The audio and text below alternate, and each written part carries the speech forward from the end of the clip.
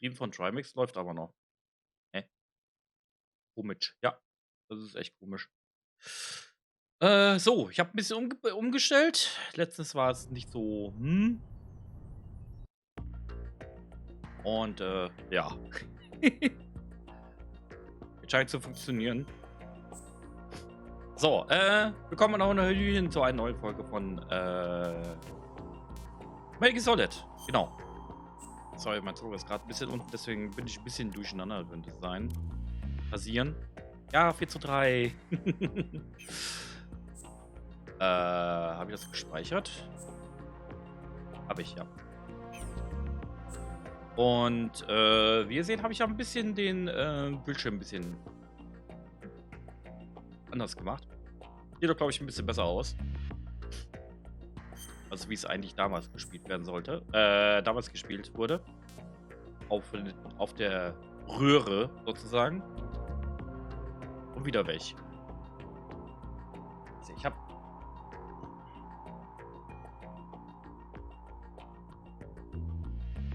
okay.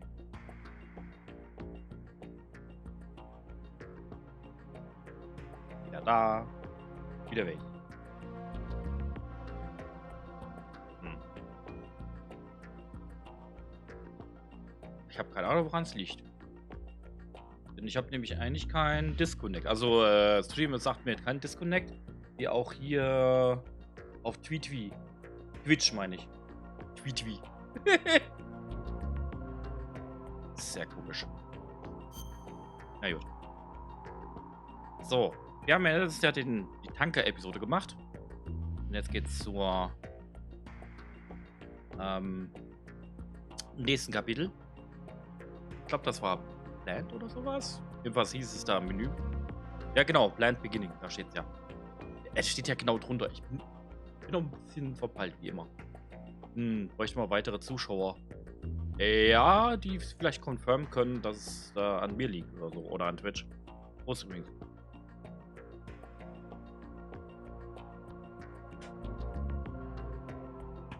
Genau. Und wir fangen das nächste Kapitel an. Achso, ist fertig.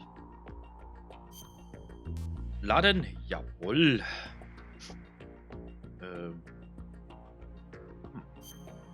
Partei ist geladen.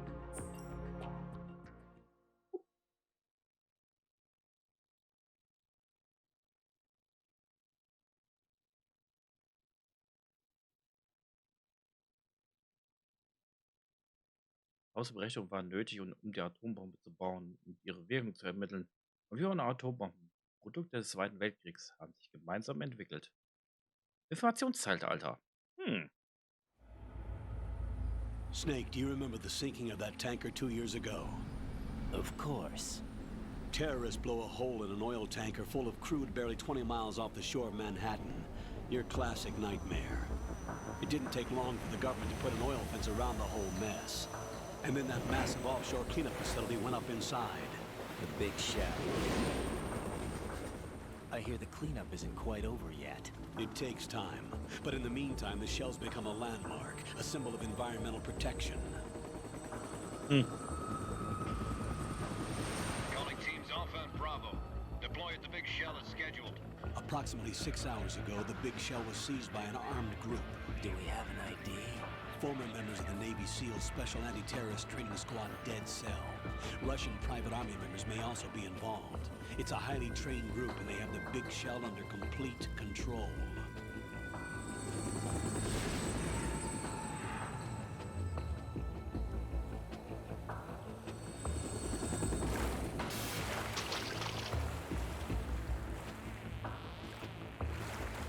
Come in from downwind and pull up fast.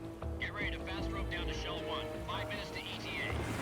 Alpha, your top priority is to rescue and safeguard the President. Team Bravo, watch out for Stillman's back and get those C4s disarmed.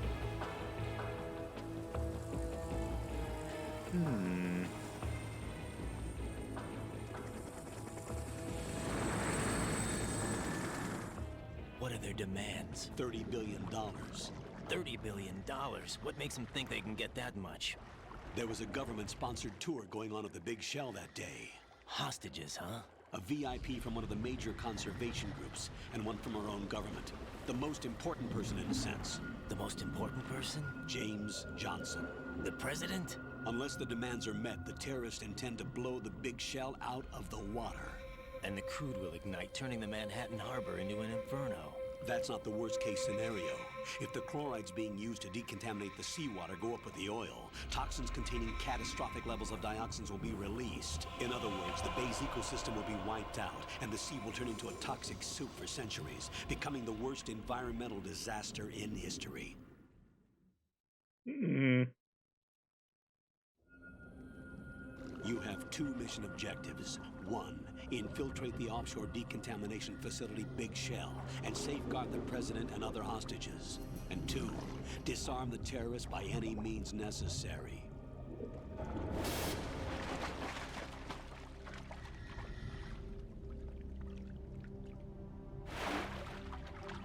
You should know that SEAL Team 10 is also conducting a rescue operation. Is this a joint effort? No. Foxhound remains a covert body.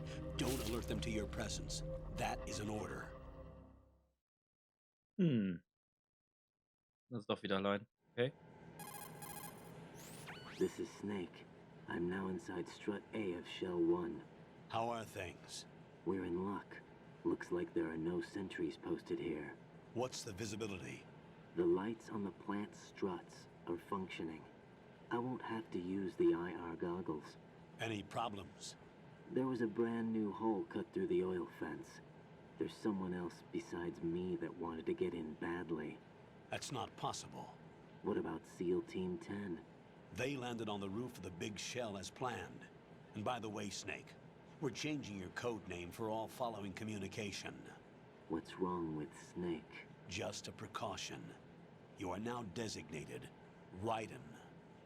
All right, Raiden. You've already covered infiltration and VR training. I've completed 300 missions in VR. I feel like some kind of legendary mercenary. Okay, we'll skip that part. Make sure nobody sees you. If you need to, contact me by codec. The frequency is 140.85. When you want to use the codec, push the select button.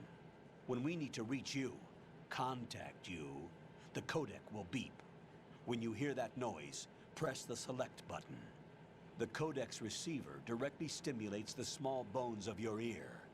No one but you will be able to hear it. All right. I'll contact you if anything changes. First, make your way to the upper section of the Big Shell. How do I get up to the next level? There's an elevator at the far end of that area. Use that. Sounds good. Your new sneaking suit uses electrofiber technology, a byproduct of fiber optics research. The texture isn't far removed from rubber, but the material protects against a wide range of toxic substances. The suit itself has a wide array of built-in sensors. It is referred to as smart skin in military R&D. Data about damage to different regions of the body, including blood loss, is exchanged between the suit and the intravenous nanomachines to create a feedback system. There's a lot of pressure on my torso. Relax. The suit applies varying pressure to major internal organs to maximize performance and safeguard their functions. They call this the skull suit in Foxhound. Skull suit seems appropriate somehow.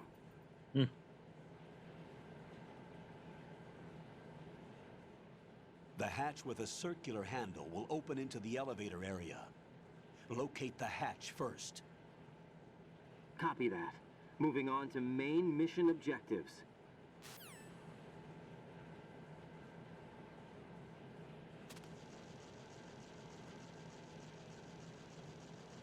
Oh. Falsche Cap. So, da sind wir mit Raiden unterwegs. Da 10 Minuten kein Ausfall mehr. Dann kann ich den Stream ja in Ruhe genießen. Sehr schön.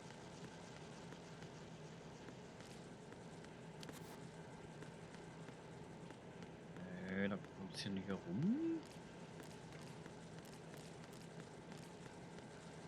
Ist da? Oh, da ist was. Komm.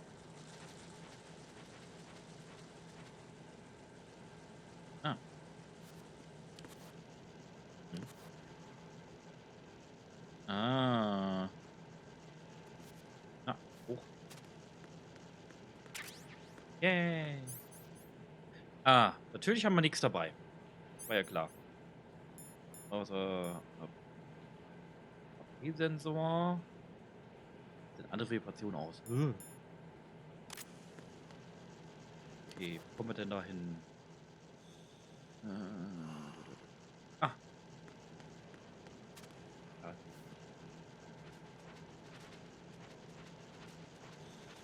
Hm?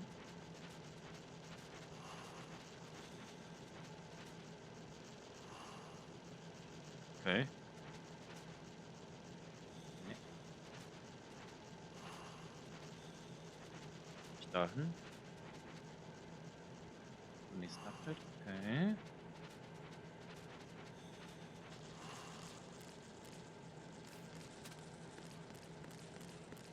Ah ja.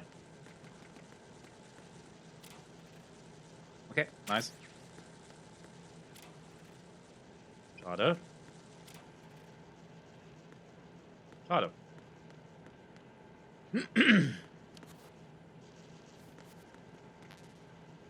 Ah. Okay, da holen wir die erstmal. Ich weiß aber nicht, wo die ist.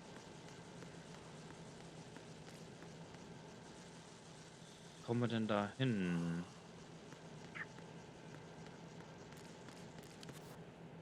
Hm.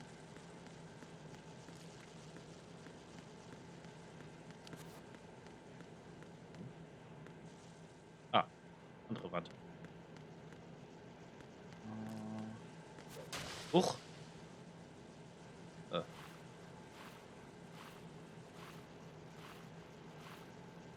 Kommt man nicht, ne? Was? Was los? Got your feet wet? These Hmm. are the basic controls for swimming. When you're on the surface, you can swim in corresponding directions using the up, down, left, and right movement of the left analog stick. Mhm. Push the punch button to dive down from the surface. Okay. Ah, das mit Schwebe, das wird auch lustig noch. Ja. Hallo? Komm ich hier hoch?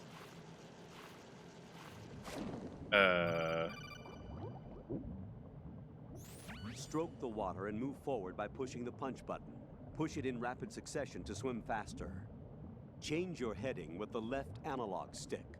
Up will take you up. Down takes you lower. Left and right to face those directions. The O2 gauge will appear under your life gauge while you're underwater. The gauge corresponds to the amount of air you can hold from a single deep breath. Once the O2 gauge falls to 0, the life gauge will start to drop. You need to be aware of that. So. Hallo? Ah. Gut.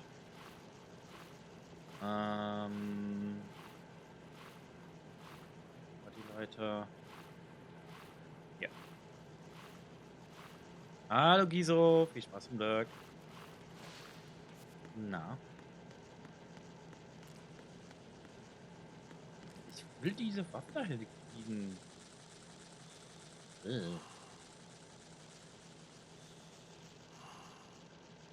Goddammit. Nein! Wo war ich doch gerade nicht hin? Okay.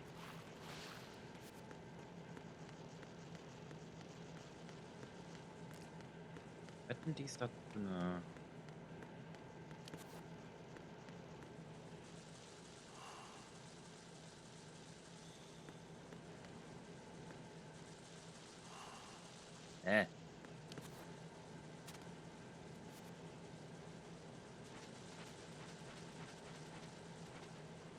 Warte.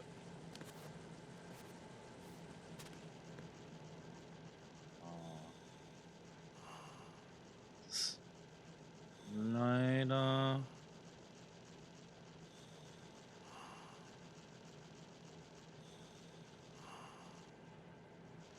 Liegen.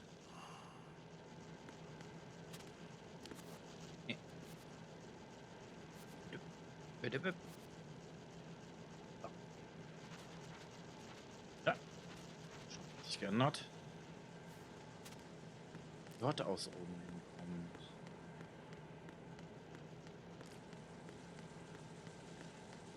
So, 2 Stunden später, wir sind immer noch nicht weitergekommen. Warte.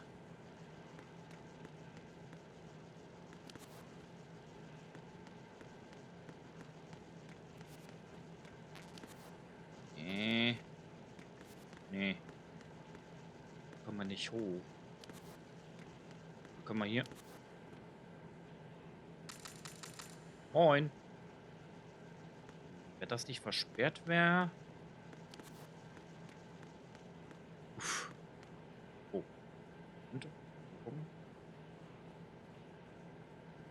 Ja, ich weiß.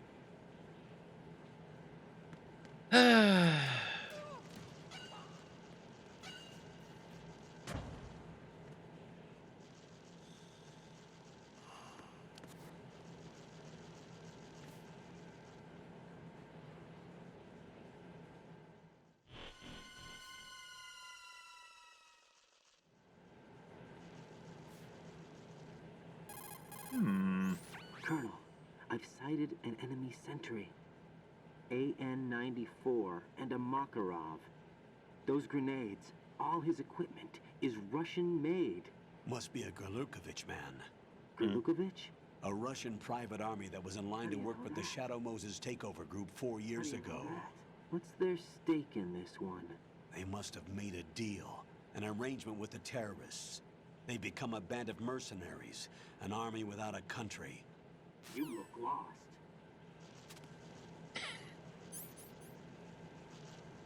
Kann ich das?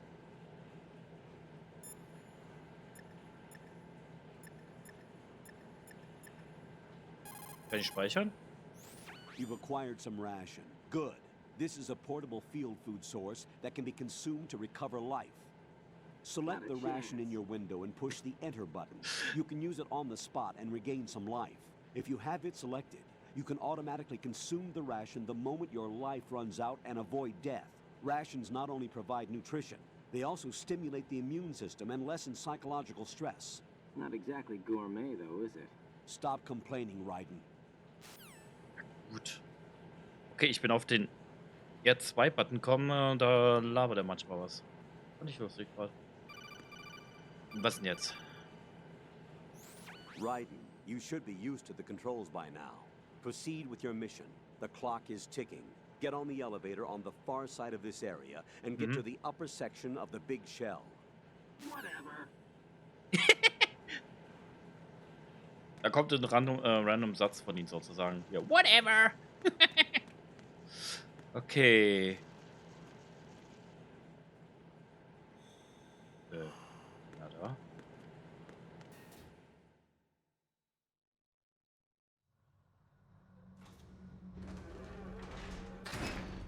Überhaupt nicht laut, nein.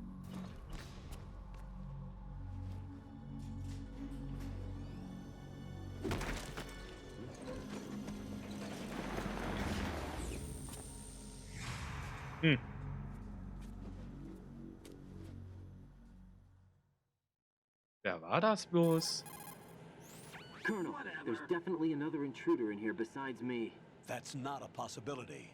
Not a team. Looks like a solo job. One man. We may not know who he is, but he managed to take care of every sentry in the area. They're all out cold. Whoever he is, he's got some skills. We need to get an ID. But for now, you can take advantage of the situation and get to work. There's a terminal in front of the elevator. A node. Did you say nerd? Not nerd. Node. Oh. Use the node to gain access to the Big Shell's facilities network. Then what? Pull up the map of the structure. That'll let you activate the Soliton radar. The Soliton radar? True. That radar came in useful during VR training. A radar system uses biological magnetic fields as input. These estimated enemy positions are projected onto a map according to reference points collected via GPS signals and field personnel reports. We need to get to the map through the Big Shell's node to put this data processing to practical use. The node unit is about 3 feet high. Should be colored blue. Each area has at least one. How do I gain access? Just push the action button in front of the node. The nanomachines in your body will take care of the security clearance and allow you access to the node. Complete the procedure before those sentries gain consciousness. If they spot you, you won't be able to gain access for a while. Stay on guard. Got it. Okay.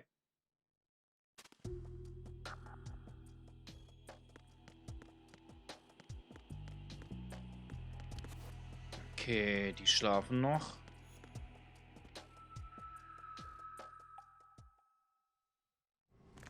Obwohl, ich kann mich...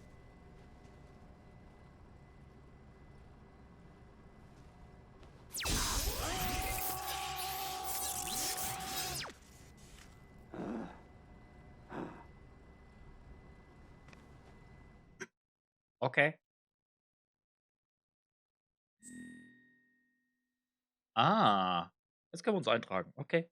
Dup, dup, dup.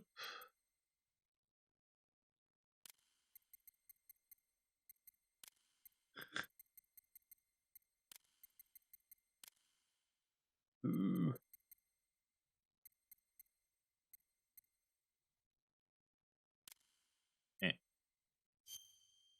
Aha. Bup, bup, bup, bup. Was ist das? Ah, das ist ein Montag, okay. Ein Monat. Nee.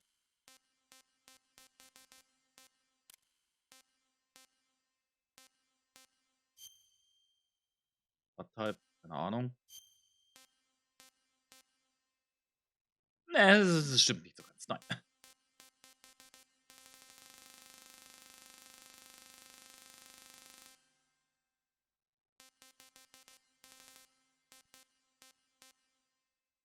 Yep.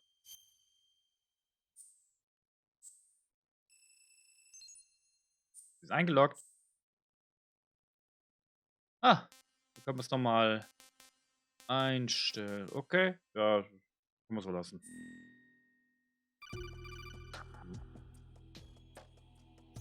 Good work, Raiden. The radar should be functioning now? Remember your VR training sessions. The tool is exactly the same one. It maps the terrain as well as the position of enemy personnel. The bright dot in the middle is you, Raiden. The red dots are your enemies, and the blue cone shape represents their field of vision. Your radar isn't affected by the weather, but if you're discovered by an enemy, you won't be able to use it. It gets jammed easily, I'm afraid. It's all made from currently existing technology. You won't be able to use it in an area with strong harmonic resonance, so be careful. The Big Shell's layout map should now be available after touching the Start button. How do I save the mission data? I've set aside a proprietary frequency for saves, and an analyst to work on the data too. Jack, is everything all right? What are you doing here? Jack, can you hear me?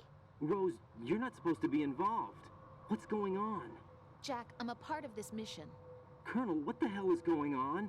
Raiden, meet the mission analyst. She'll be overseeing the data saving and support. Why her? The Foxhound analyst that was supposed to take part in this mission was in an accident. Rosemary was brought in as a replacement. An accident?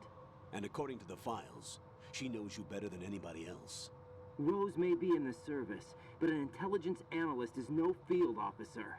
Not to worry. She has our technical staff at her disposal. She's never been a part of a field mission. This is insane. I have my own reasons for selecting her for this mission, soldier. Colonel, I fail to see... I know your VR training performance in and out, but sometimes that's not enough. You're familiar with the Shadow Moses incident? You know I covered it in VR.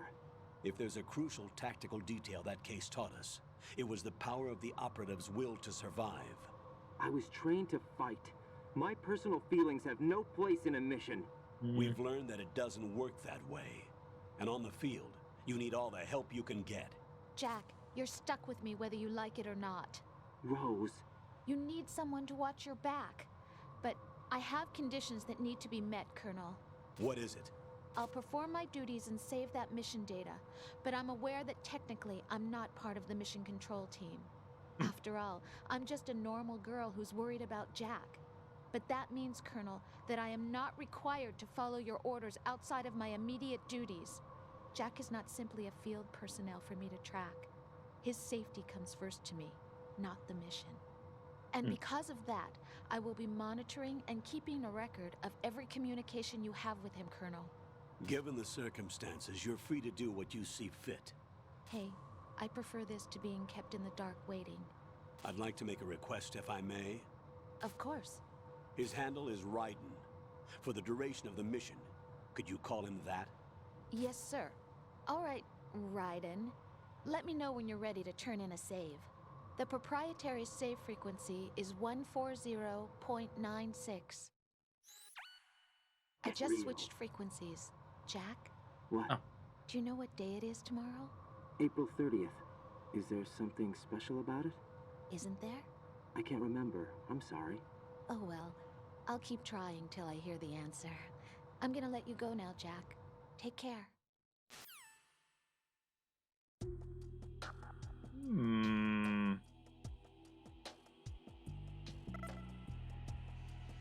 Dort speichern, glaube ich. What's up, Jack? Not a chance. Not a chance.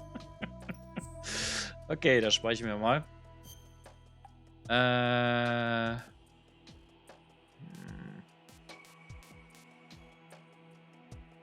machen wir neu. Wir haben, glaube ich, genügend Platz. Glaube ich. Hang in there.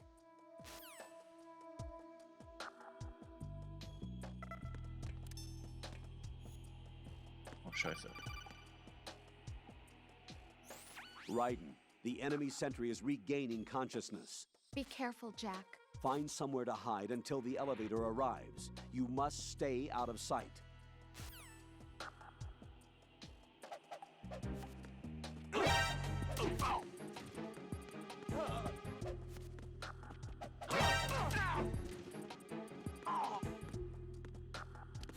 War was? Okay. Oh. Yep. Ist hier noch... Oh nein. Ah, hallo Pölü. Willkommen, Hallöchen. So, wir sind jetzt in der Big Shell.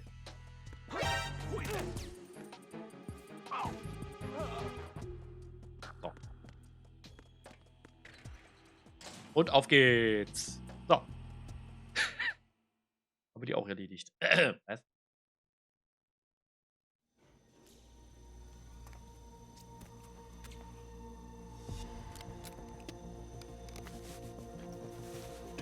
The terrorists call themselves Sons of Liberty. Sons of Liberty? The name of their leader is Solid Snake. The hero of Shadow Moses? So that's why you changed my code name. Right, but he can't be the Solid Snake. He died 2 years ago on that tanker after he blew it sky high. Could he have survived? Not a chance.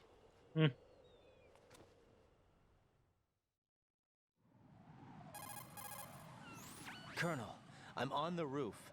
There are no sentries, but it would only take one to spot me in this light. You never had daylight VR training after all. Stay extra sharp until you can find a node to log in from. What about the commandos? SEAL Team 10 has landed on struts B and C. And the president? Seems he was spotted on strut B. Strut B?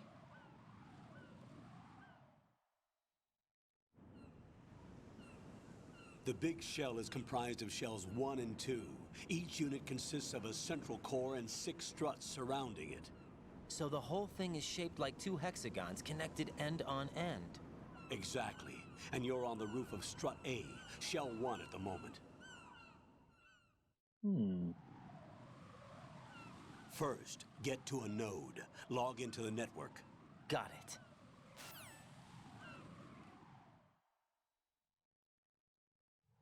Scheint einfach zu sein. Na. von App. Ach, Bandagen haben wir auch jetzt, ja. Hat's hingekackt, die Sau. Oh. Oh ja, kann sie aufs Maul legen. Oh, Scheiße. Ah. Oh, warte. Hallo? Damn it.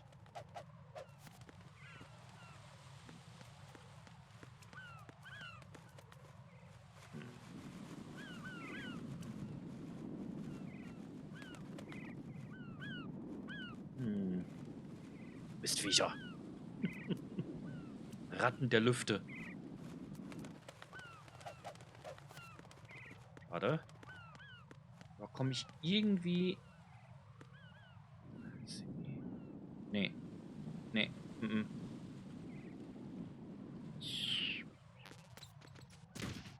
So, erstmal sich hinlegen. Ha. Komm mal ran. Oh. Ja nicht. Nicht hin. Ja. Okay, wo ist eigentlich der nächste Weg hin?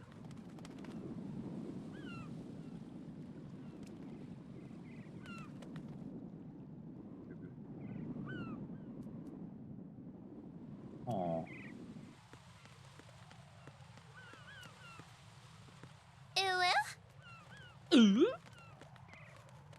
Hallo Maler. Na? Legen uns erstmal hin.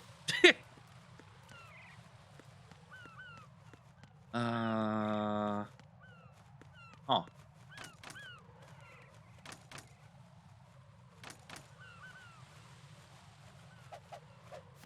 Ab die Tür.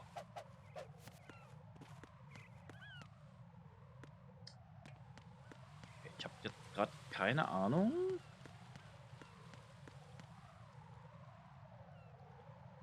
Rufen wir es mal an. According to the SEAL Team 10's communications, the president was sighted on Strut B. Ryden, head for Strut B. It's to the northwest of Strut A, your current location. Cross the connecting bridge between Strut A and B. You can get to the connecting bridge from the first floor. Get down from the roof to the first floor. The node is on the first floor of Strut A. Don't forget to log in. Understood? Warte mal. I see a lot of birds over there. Get real. The tanker accident 2 years ago released crude oil containing massive quantities of endocrine disruptors. The fish that absorbed them were then eaten by seagulls, which further concentrated the endocrine disruptors in their bodies. What sort of outcome this will lead to is still currently under review and is yet unclear. It just goes to show that finishing the cleanup of ocean oil spills does not mean that environmental restoration efforts end there as well. Ah. Oh, jetzt wollte ich eigentlich raus, aber okay. Colonel, do you think the terrorist ringleader is really Solid Snake? Yes, I do. But during the Shadow Moses incident, Snake was A hero? Yeah. Whatever. Certainly. You went through VR training, but it is not as if the simulation is faithful to every fact. It changes people. You too, Colonel? Ryden, focus on the task at hand. Solid Snake is the terrorist kingpin. He is an opponent you can't underestimate. Understood? Äh.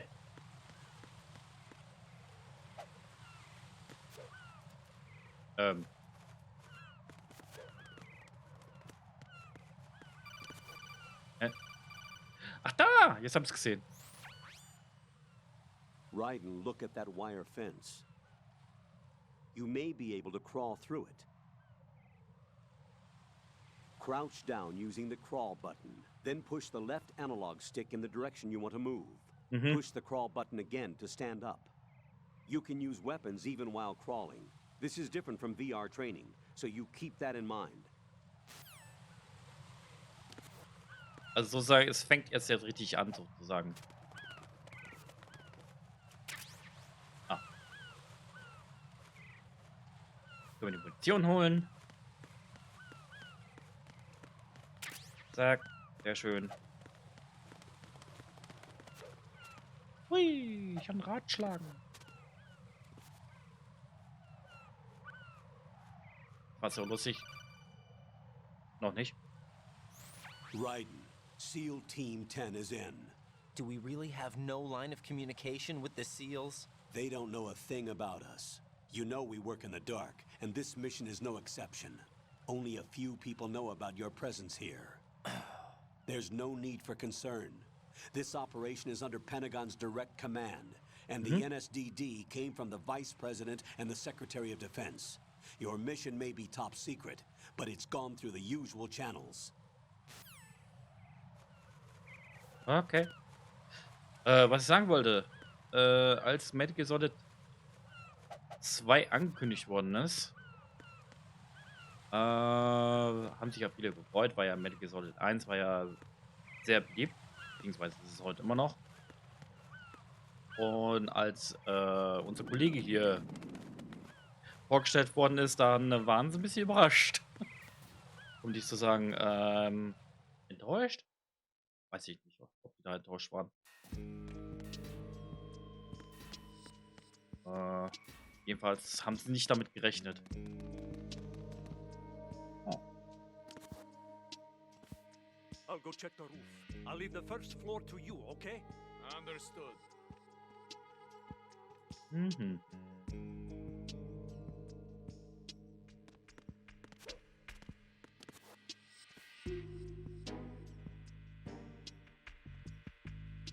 Ja.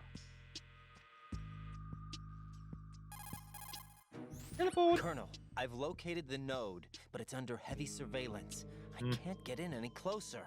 Distract them. Try making some noise to draw their attention away. How? Flatten yourself against a wall and hit the punch button. Got it.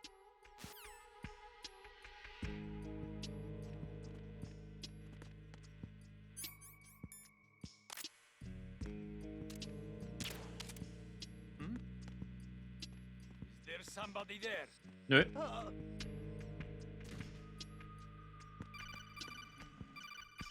Jetzt pennt der. Got one, I see.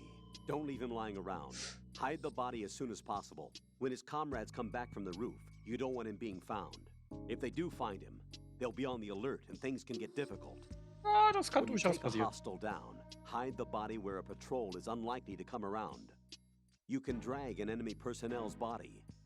This is how to do it. First, walk up to the body, and with all weapons deselected, press the weapon button to pick it up. As long as you have the weapon button held down, you can move around with the body in your grasp. Release the weapon button to let go of the body. Komm mal her. So, wo tun wir dich denn hin?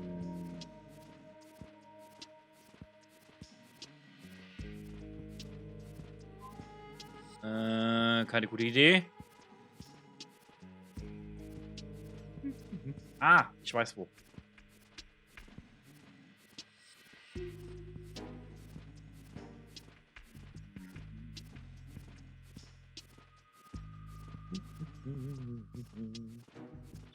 Genau, wo du hin kannst. So, mal kurz. Aha. Ah, das ist so komisch. Ah, hier. Komm mal her. So. Ab in den Schrank mit dir und gute Nacht.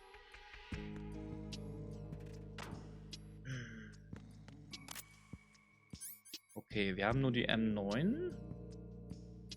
Aber das ist in Ordnung, weil ich würde ja gerne mal probieren, ob ich das wieder schaffe. Wie damals, dass ich nur betäube. Die ganzen Gegner.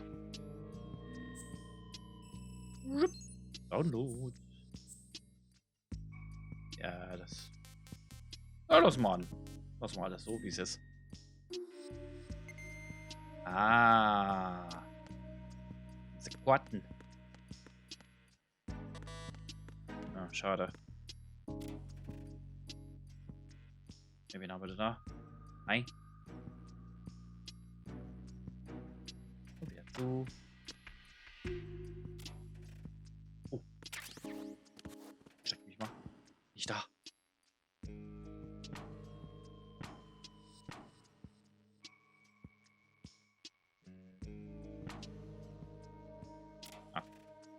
3 kann ich wieder raus. Es ist zu. Okay. Schade, Schokolade. Hier irgendwas? Oh ja. Aha!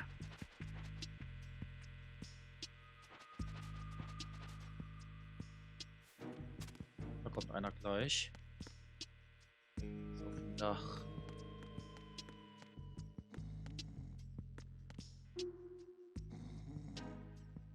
Bananenkissen. Mhm. Okay, der sieht uns nicht, das ist schon mal gut. Aber es ist zu schade. Was ist denn da? Connecting Bridge, Bridge FA. Okay.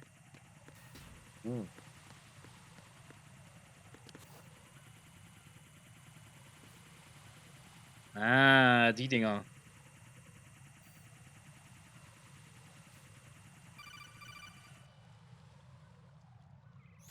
Raiden, watch your back. That's a cipher, a type of UAV. If it spots you, it will alert enemy personnel. Exercise extreme caution.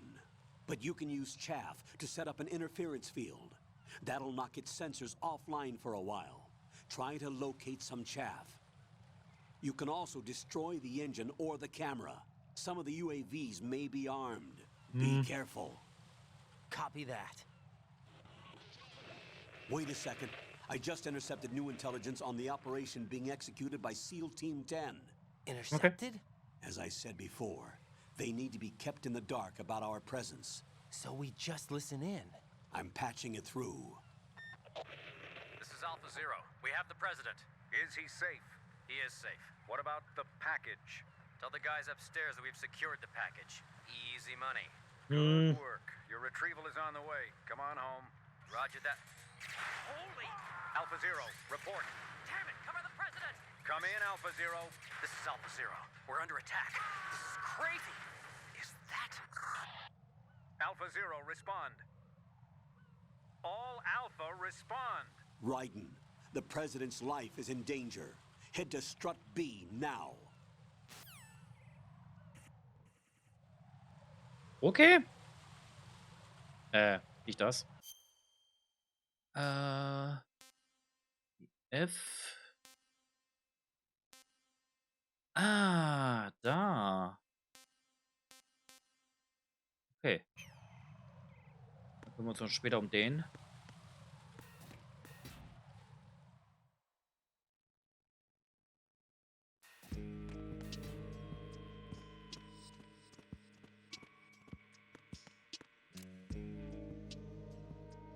Keiner zu sehen. Jetzt sind wir noch draußen. Okay. Hier war das. Ja.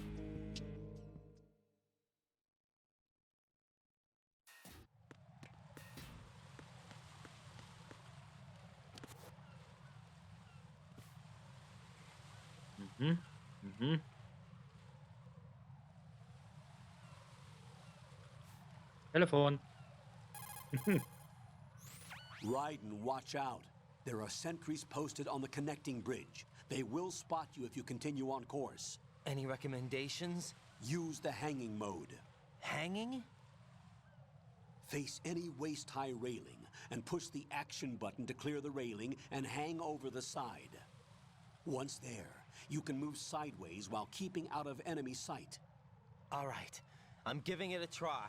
Don't forget the grip gauge. It will keep decreasing during a hanging maneuver, and once it runs out, you will fall.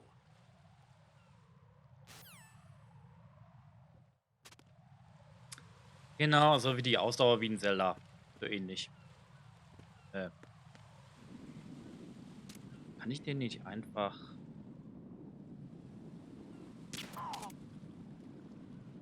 So, der andere kommt bestimmt auch gleich. Der schläft. Wo ist der andere?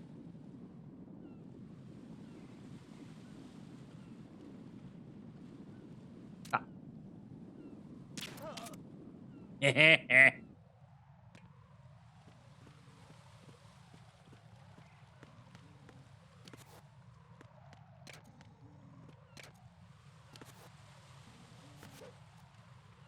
So. Crypt Level 1. Und hoch!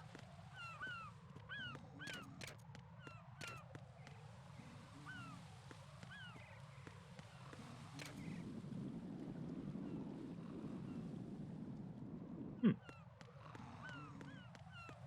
glaube, zu einem späteren Zeitpunkt müssen wir das mehr nutzen. Ich kann mich noch erinnern, dass die Zwischendinger abgehen können. What a bloody mess.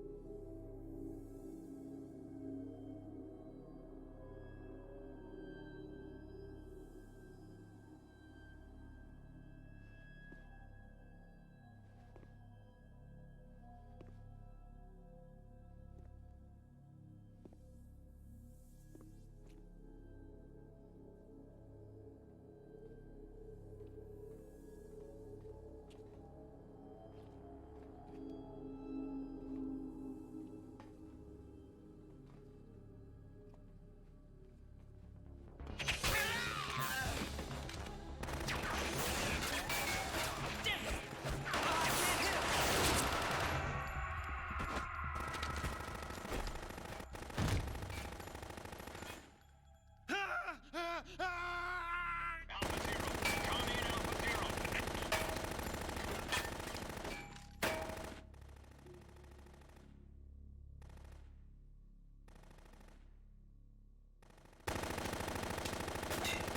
Hm.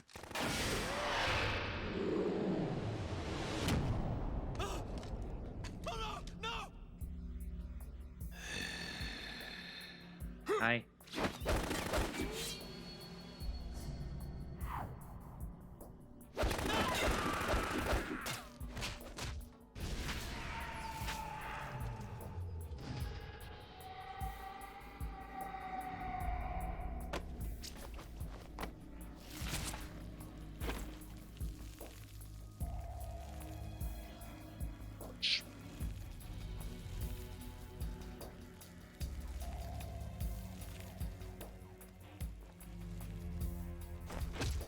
All Alpha, come in.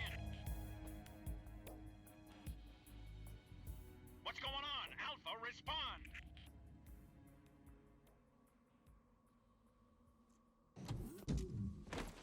Funk.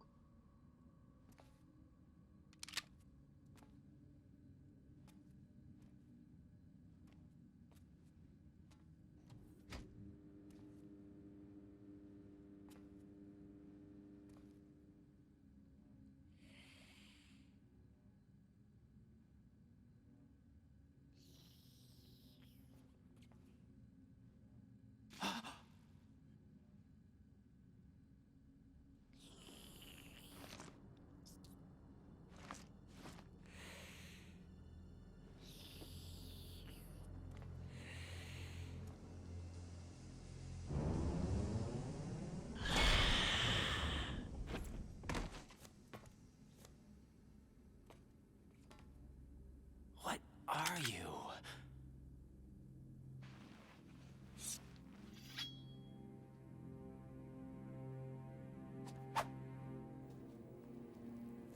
Five today. Or rather, 6.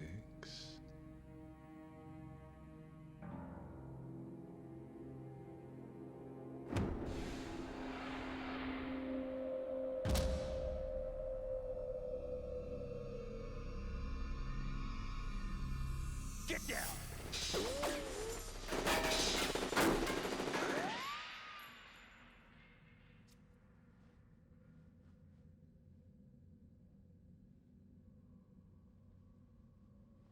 Hm.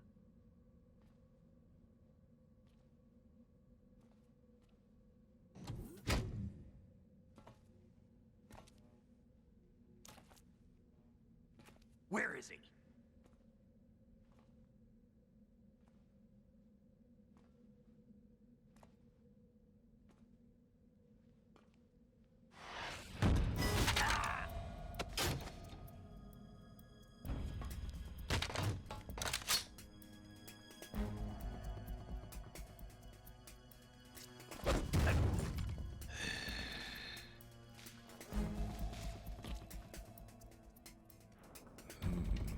strange smell.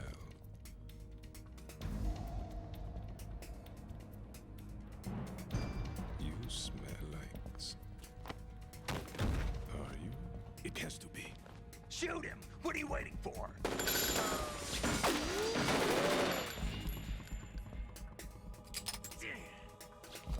Vamp, Yeah, Queen? are you all done cleaning up?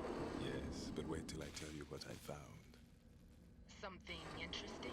I'll tell you in person. Where are you? In the central unit with the president. Be right there.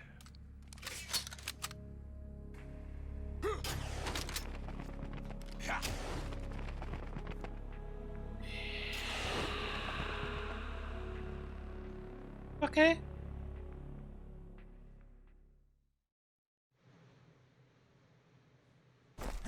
Hold on. I'm not an enemy. Calm down. Die Stimme kommt bekannt vor. My name is Pliskin. Iroquois Pliskin. Lieutenant Junior Grade.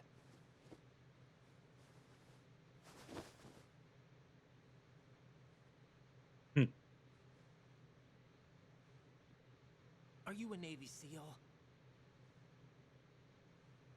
How did you get in? Fast rope descent from a Navy chopper.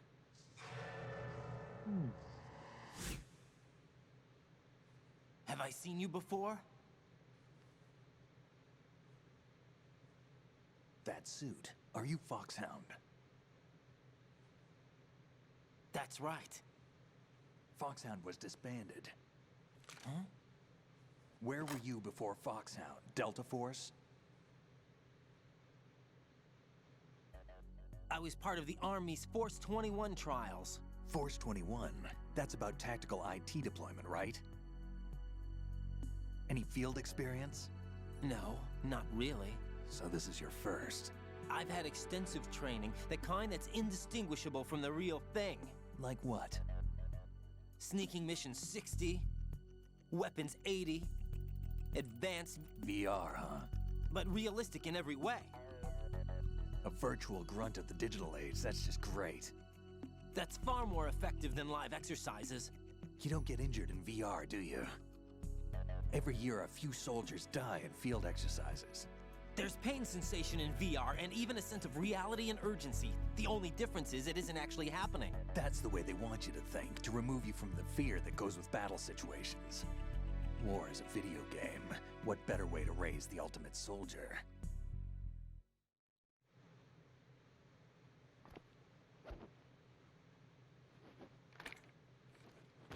So you're saying that VR training is some kind of mind control? Right. What's going on? The Alpha team from Navy SEAL 10 is dead. No, a single survivor. The kid's wired with nanomachines.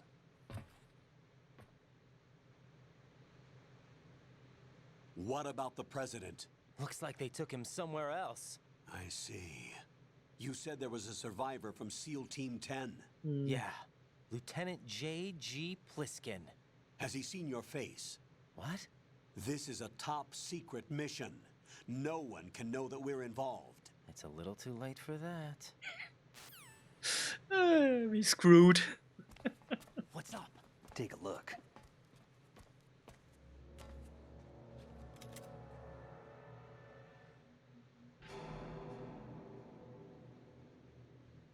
What the hell? A Navy captain.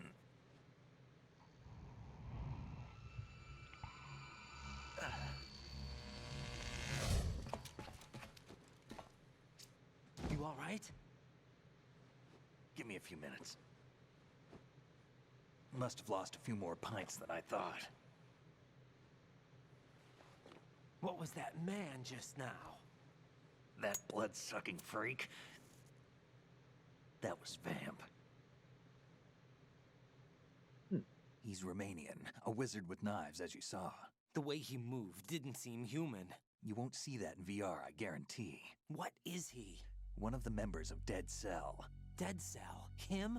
A special forces unit created by ex-President George Sears. The name was originally intended to reflect its anti-terrorist functions. The unit would launch unannounced assaults on government complexes for the ultimate terrorism simulation. They were needed to show VR troopers like you how to deal with the real thing. But around the time their original leader died in prison, the unit began to unravel. They were always close to the edge, but they became more and more extreme, began to go after US allies, even civilians. We estimate that no fewer than 100 people died as a result of accidents the Dead Cell arranged on their own. They were out of control, and it all came to a head 6 months ago. What happened? The unit was devastated. There are only 3 left now, and you just saw one of them. Why would they go after the big shell? How should I know? I told you they were on the lunatic fringe. What about their leader? He says he's Solid Snake. Snake died 2 years ago. You mean the incident that made this big shell necessary in the first place? Right, and he was the one that sank that tanker. But he's a legend. Legends are usually bad news. There's not a lot of difference between heroes and madmen. You're saying Snake is still alive and pulled another one? No, he's not involved in this one. His body was positively ID'd 2 years ago. Snake is dead. And buried. What about the other soldiers?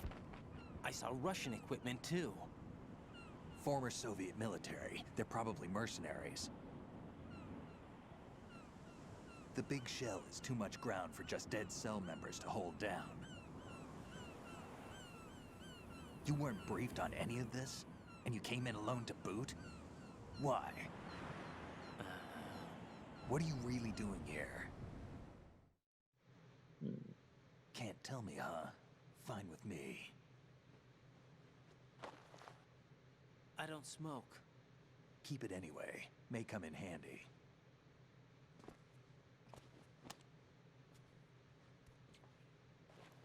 Take this too.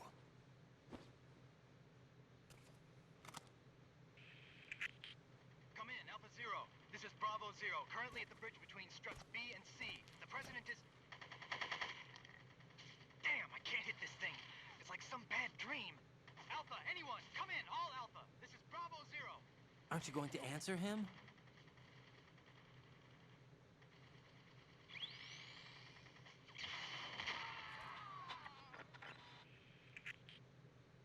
So viel dazu. The BC connecting bridge. We need to get there. Can you handle it? I need a few more minutes. Remember my frequency. It's 141.80. 141.80. Got it. I've been briefed on this plant's layout. If you need information on the place or about Dead Cell, contact me. You're using nano communication, right? Yeah, but I can patch into your frequency.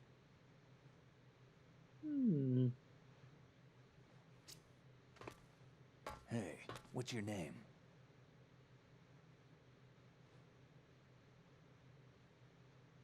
Raiden. Raiden? Strange code name. Makes up for the boring one my parents gave me. Maybe I'll find out someday.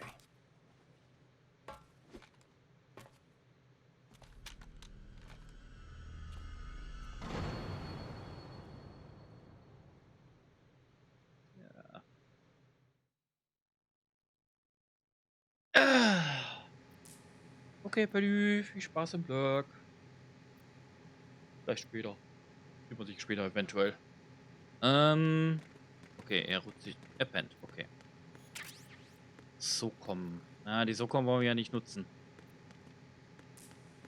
Die ist ja tödlich. Deswegen ist sie rot.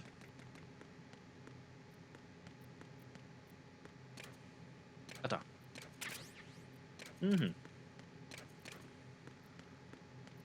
Hier noch irgendwas? Warte mal.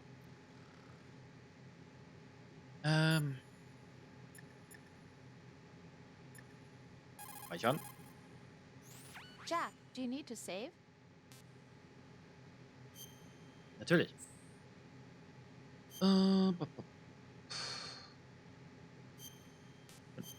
Schreiben.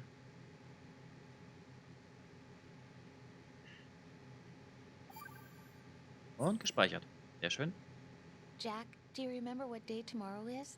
That again. I'm sorry, but I still don't have a clue. That's okay. What is it, Rose? Talk to me. I'd rather you figure it out. It's important. How You're beginning important? to get on my Important nerves. enough. And we'll talk about it tomorrow. Why not now? Tomorrow seems more appropriate. I need all the help I can get so that I won't chicken out anyway. Is that the reason you decided to be part of this mission?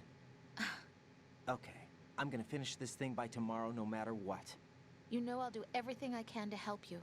Rose, there's something I need you to do as an analyst. What is it? It has to do with Solid Snake. The leader of this takeover incident is claiming that he's Snake himself. The legendary mercenary? I need as much data on him as possible. Everything they have on him after the Shadow Moses incident. He's dead now, isn't he? Yes. Should be a burial record somewhere, too. You should be able to request top-level security clearance from the Colonel. That should get us into the most classified material. I'm on it. I'll contact you as soon as I find out something. Nice.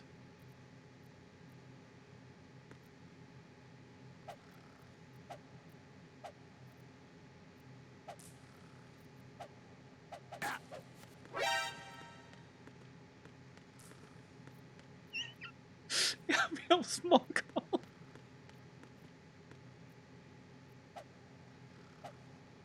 Okay, dann lassen wir uns schlafen. Ah, nee, was wissen wir noch? Halt. Ja.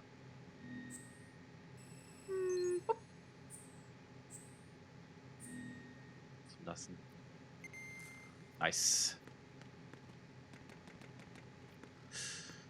Okay, noch was wir mitnehmen können.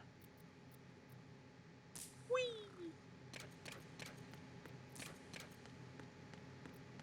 Verschieden. Oh. Hm.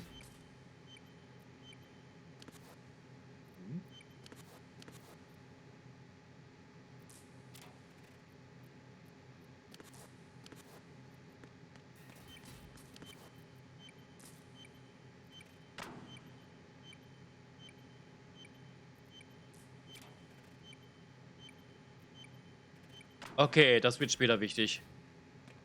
I think.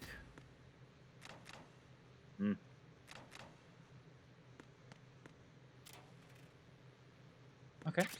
Ja. Nice. Ja, wird so. Ah. Nehmen wir noch gerne mit.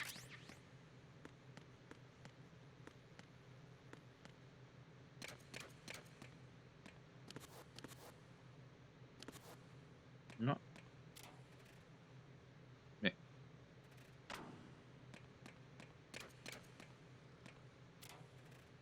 Nö. Oh, warte. Da war noch was.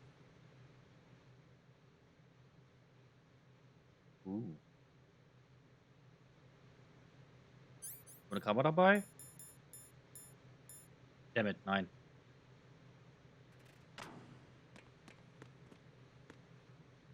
Ich glaube, wir müssen da lang, oder?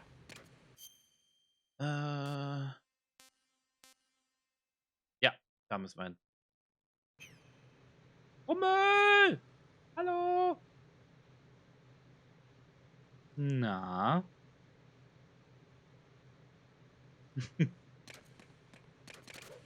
Hui!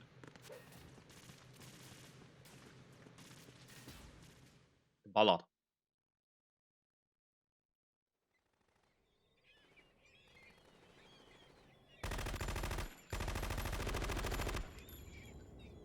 Komm gleich. Bin gleich da.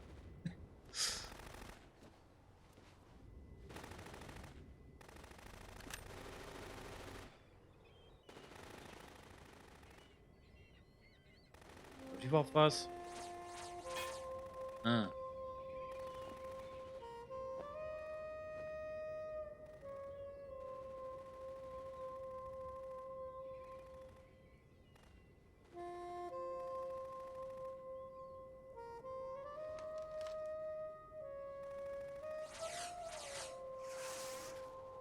What the hell is that?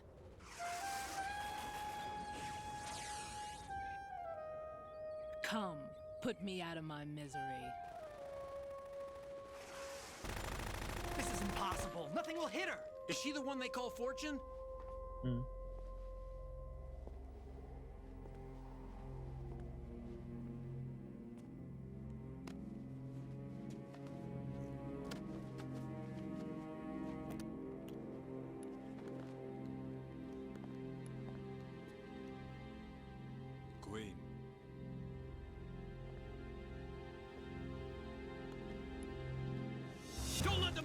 president!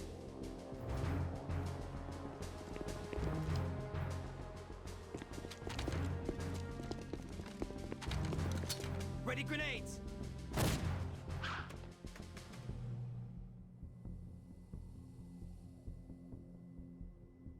A dud!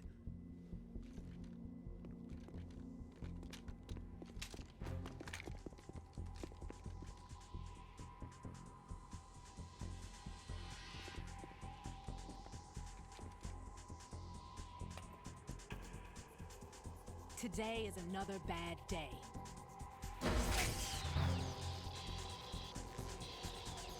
Is there anyone here that can give me happiness?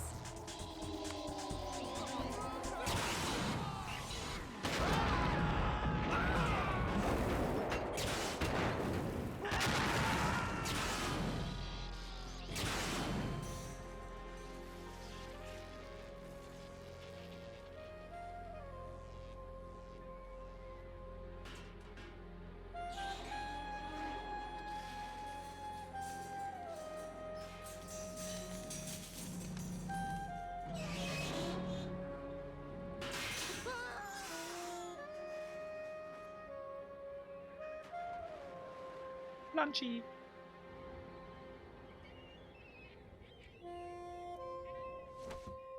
Oh. I'm so sorry, my beauties. I'll see you again someday.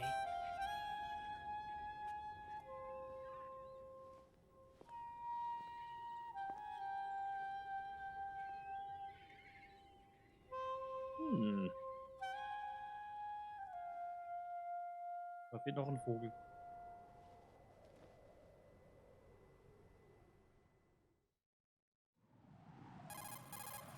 Oh, Mann. Colonel, SEAL Team 10's Bravo team was wiped out. I see. What happened to the cargo choppers? Both of them are at the bottom of the harbor. Looks like your new hosts have a Harrier too. A Harrier? What is this? Calm down. It just means they anticipated the attack. What? Besides, since the SEALs drew their fire, your infiltration went off without a hitch. On top of that, we know their defensive capabilities. Are you saying this was all a feint? Raiden, get a hold of yourself. The entire mission is in your hands now. Do you understand? But... There's no time for questions. They could decide to retaliate for that failed assault. You mean the hostages? They could be in danger, yes. But we need to consider the possibility that they'll blow the whole shell. If that toxic spell does take place, it'll devastate not only the harbor, but poison the coastline for generations. Raiden, we've had to adjust the mission objectives. The priority is now on removing those C4s that the terrorists wired over the big shell. The president can wait, but this can't. Colonel, you know I'm no bomb disposal expert. That's not a problem. The Bravo team brought an explosives pro in with them. He was supposed to stand by on Strut C according to their mission plan. You should find him there. Is this according to simulation too? What are you talking about? Get to Strut C and find him. Understood. But I need to ask you something before I go. Make it quick. Who are they? Whatever. Dead Cell, I mean. They couldn't hit her no matter how hard they tried. And that vampire too, it's like being in a nightmare you can't wake up from. Jack, snap out of it. And you, Rose, I can't believe you're on this mission. I keep thinking I'll wake up. Raiden, this is real. And that's why you won't wake up. But nothing seems real. I've made up my mind to stay with you. Whether this is real or a bad dream, I'll keep watching you till it's over. Thank you, Rose. And I won't let you be just a dream. Are you two done? Raiden, you're needed on Strut C.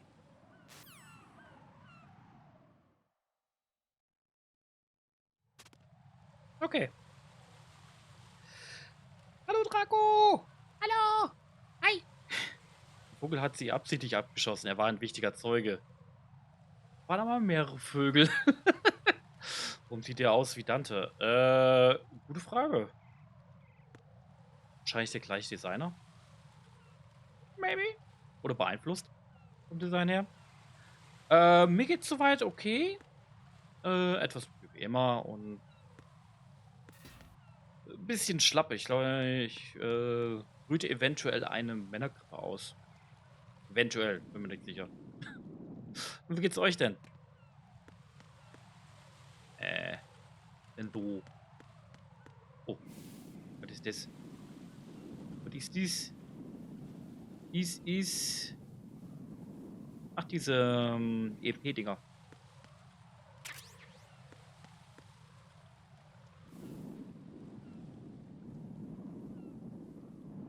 Hui, Himmel. Sind am Essen, müde, kein Bock auf nix. Das Übliche. Ah. Dann lasst es euch schmecken, ne? Hui.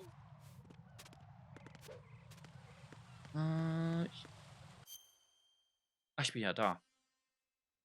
Das ist. Das ist die Mitte, wo sie da reingegangen sind. Da komme ich nicht hin.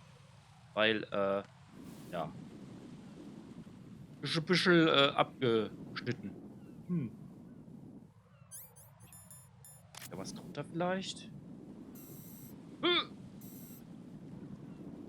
Nö. In der Hinsicht nicht.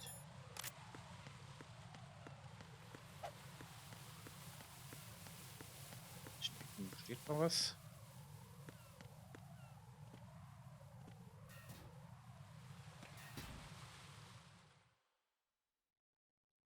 Die Dining Hall. Okay.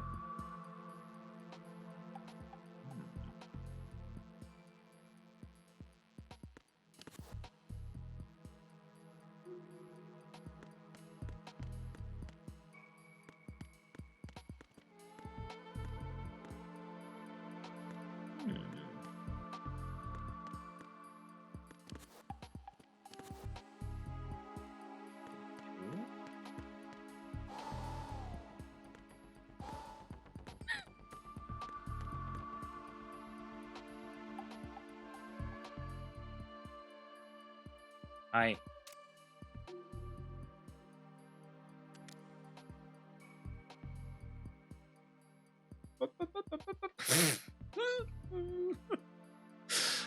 Okay. Oh.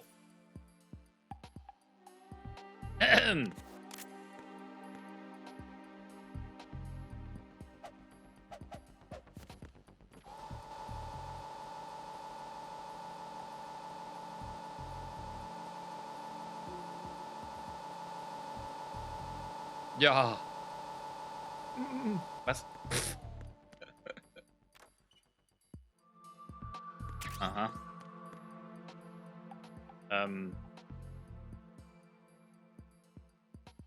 Das ist Übliche, was man auf einer Toilette findet, ne?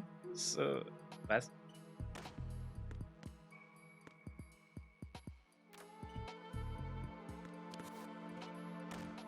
Oh. Gar nicht hier. Bin auf dem Klo.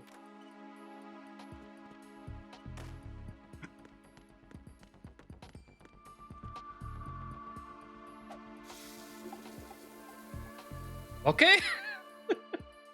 Einmal schlagen löst die Spülung aus. Ja. Ist auch hier? Oh. Die Tür wollte ich nicht anhauen.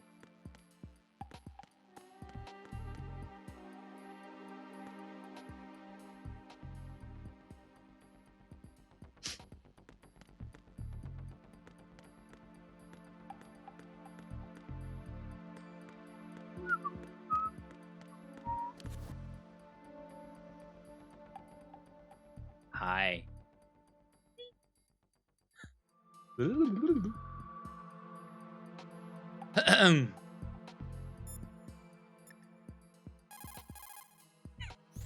Jack, is that you? Ich glaube ja. Meinte ich zumindest. Kann ich speichern?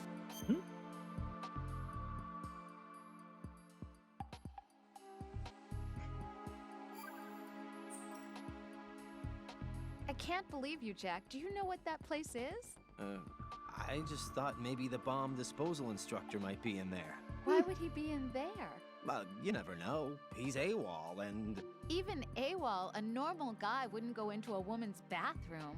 You're the only one I know who would. You're like really strange. Rosemary, settle down. But It's all right. Right. Rosemary is right. You should probably look someplace else. I can really sympathize with you there, though. what, sir? Nothing. Raiden, that's that. Return to your duties. Mm-hmm. You guys are unbelievable.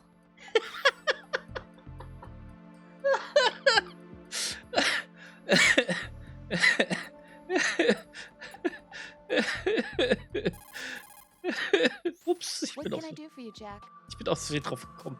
See ya.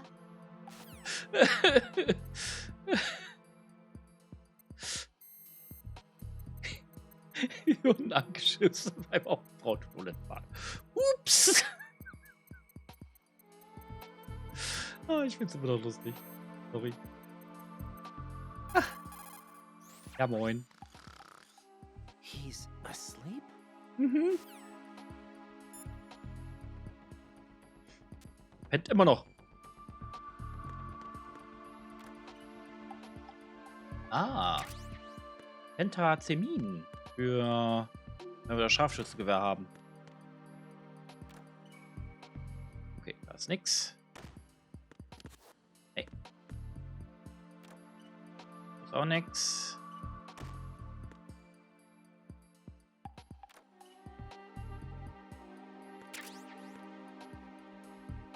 Aber Bullets.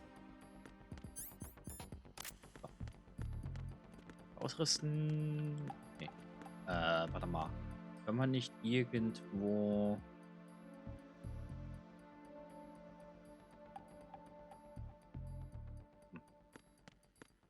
Ich glaube, wir sollten dort immer raus.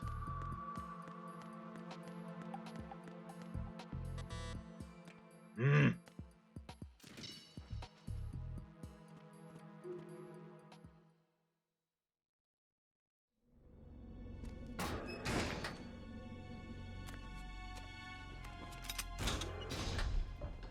Freeze!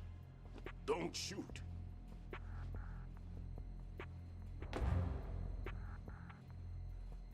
You a cop?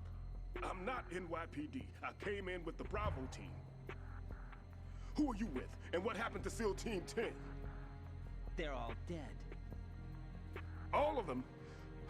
That's bad. Did I tell you you could move? It's all right. He's not one of the bad guys. Don't go pointing that thing everywhere, kid. What's your name? My name is Peter. Peter Stillman. Lecturer at Nav Scolio at Indian Head. Also a consultant for the NYPD bomb squad. A poor old man who got dragged along for this picnic. I thought you'd retired. I did. Can't keep up with everybody, as you can see. A famous church got wiped off the map thanks to me, with too many lives inside. All I lost was this leg. So you're the bomb disposal guy.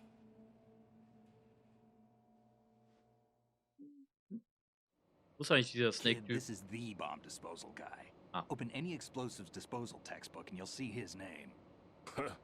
Just ancient history now. Why did they bring you out of retirement then? Because the terrorist group here includes one of my students, the Emperor of Explosives, Fat Man. He built an atomic bomb when he was only 10. I created him in a sense. And that's why you're here. I'm pretty rusty. I was supposed to supervise the bomb disposal. Looks like it was taken care of before I had my turn. I wouldn't say that. Snake soll angeblich There are tot at sein. least 2 people here who can claim to be experts at Also bomb angeblich. disposal. Are you two with SEAL Team 10? I didn't see you at the mission briefing. Oh, we're with another squad. My name is Pliskin, Lieutenant Junior Grade. Honored to meet you, sir. Mr. Pliskin, do you have any experience with explosives disposal? Don't worry about me. And he looks young, but he can do it. But we need more manpower. I'm, What's your name? Raiden. That's an odd name. Any other survivors? There was also an engineer with me. An engineer? A skinny guy. He went in with us. Where is he? I haven't seen him since that skirmish. Was he killed? I don't think so. I didn't find his body. I see. They told me he was a security systems architect for the big shell. Why would they take a civilian along? Everything in this structure is computer controlled. He was supposed to get us past all the security measures. I never heard anything about that. He had official orders with him. We'll leave that for later. Right now, we need to figure out how to deal with all the bombs.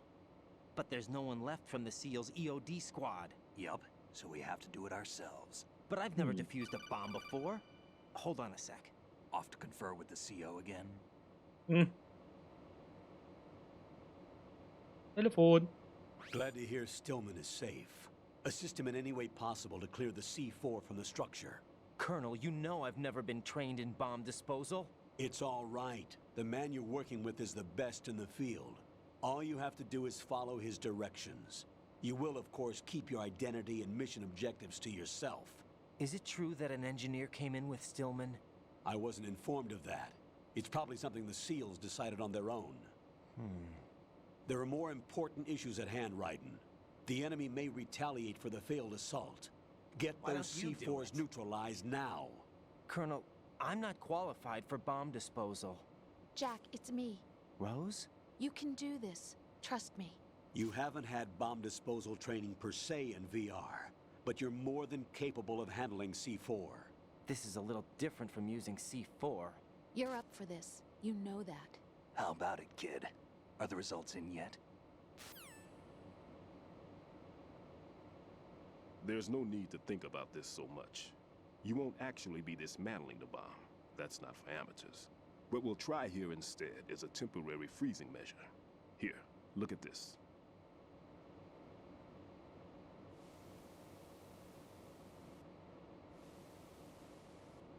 This is a C4 bomb.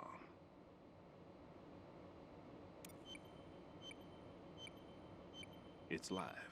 You can see it pulsing. Now you spray this on the sucker and there we go. Simple, huh? The spray freezes the detonator instantly. How long does the effect last? There's no way the thing can detonate in this condition. Even if you leave it alone, it'll stay out of commission for at least 24 hours. That's enough time.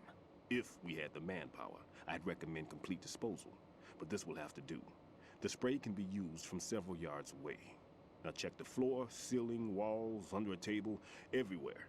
Try to imagine the locations the bomber would choose. That won't be easy. We don't know a thing about Fat Man. Is there anything that'll help us locate the bombs?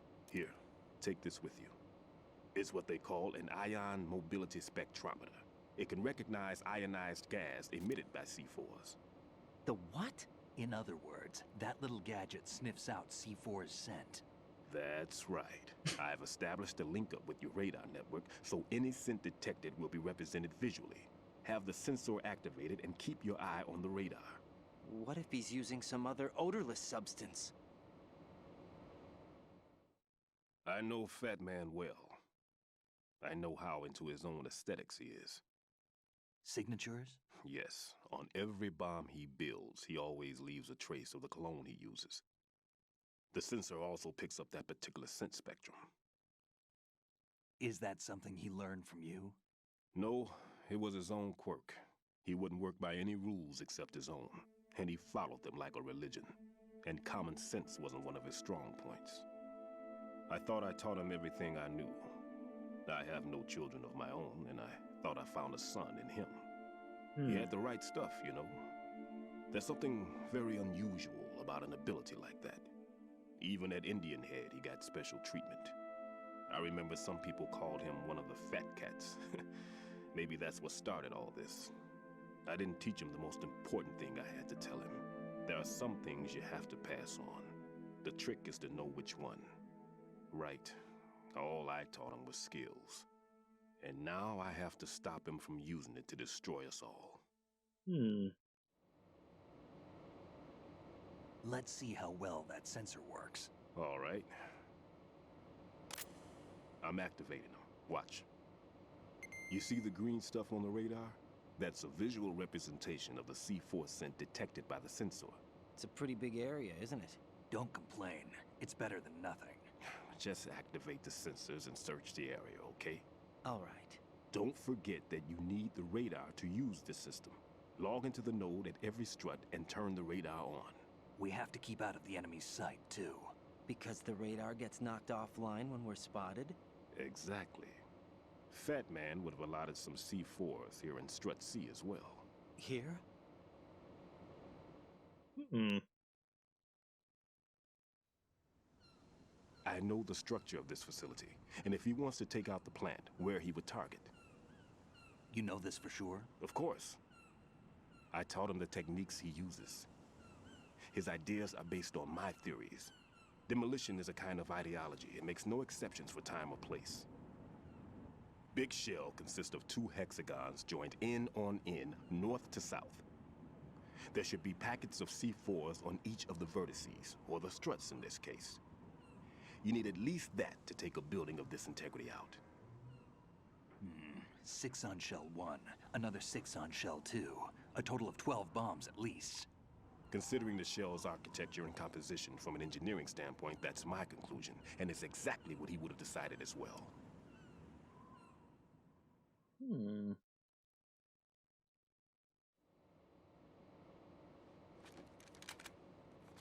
Kid, this place is all yours. I'll take care of Shell 2. Take this.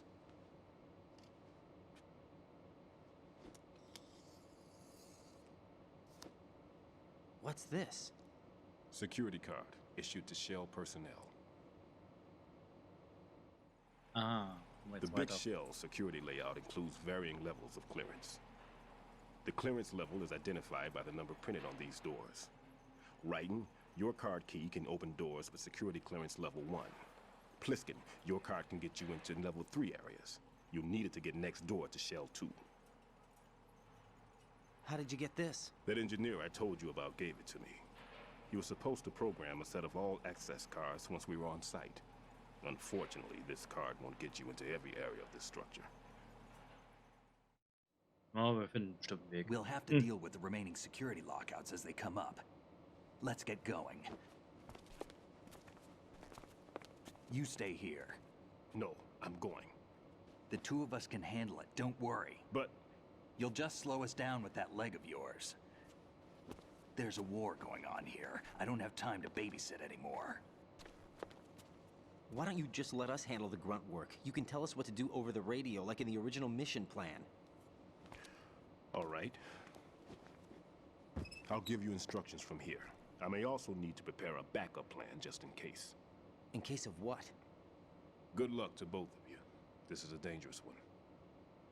Who dares, wins. If anything comes up, let me know. My frequency is 140.25. Good luck, kid. I'll see you later. Semper Fi. That man's no SEAL.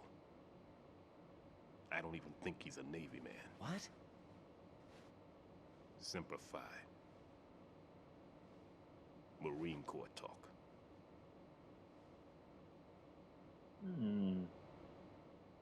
Normally, team leaders stay in the CP and give orders with those headphones. And as far as I know, SEALs keep their officers away from the field. And Who Dares Wins is a model of the British Special Air Service.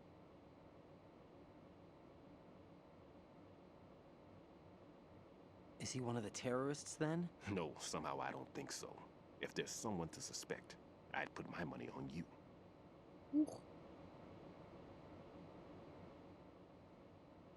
I'm... Just take care of those bombs for now. What about you? They could be back in this area soon.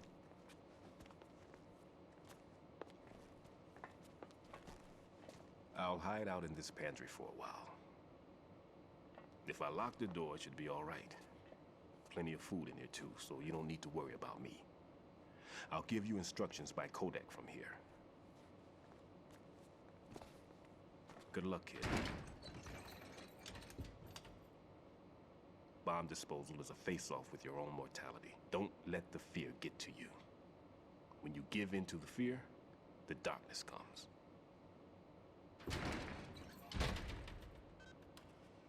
Hm.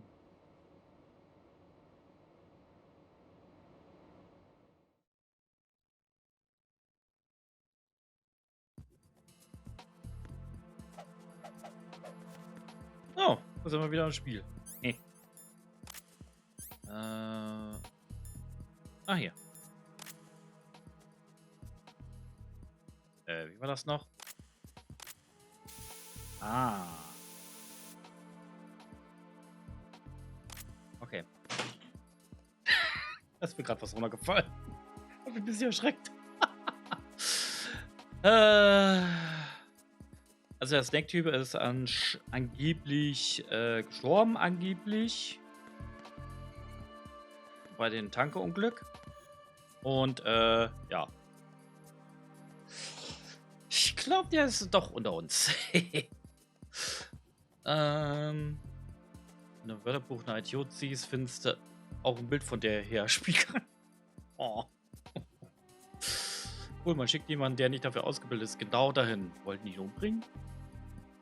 Ja, den Plan, den sie haben, das ist ja eine Alternative. Fürs Erste.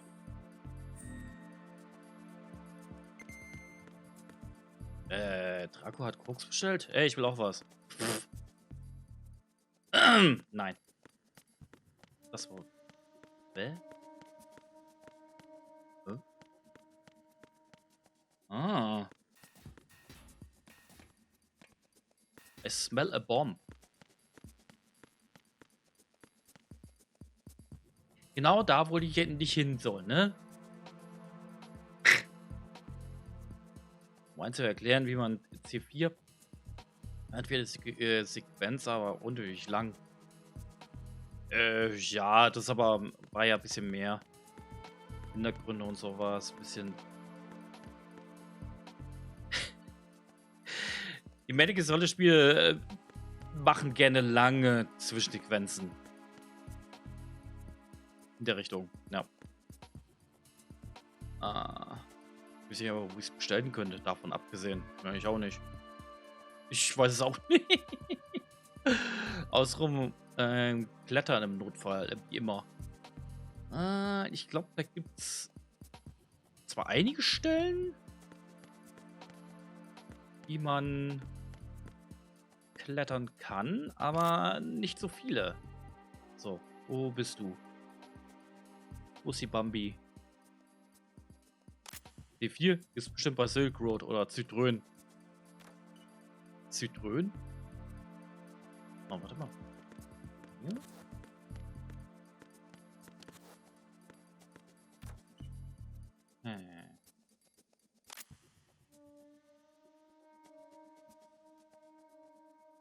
Ja, eine Bombe auf dem Klo. Klassiker. Liefe Weapon und so. Ja. Nur eine Frage, wo?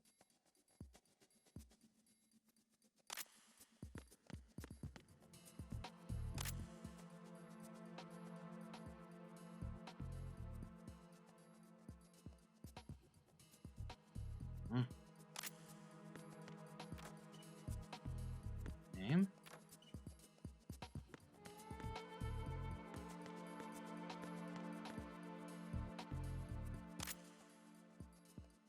Ah.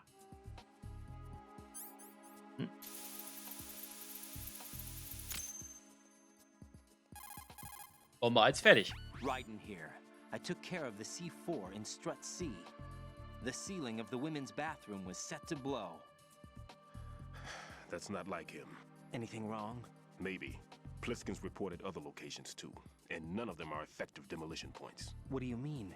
It means that they wouldn't be the best places to choose if you wanted to destroy this place. Are you saying they don't plan on blowing the shell up?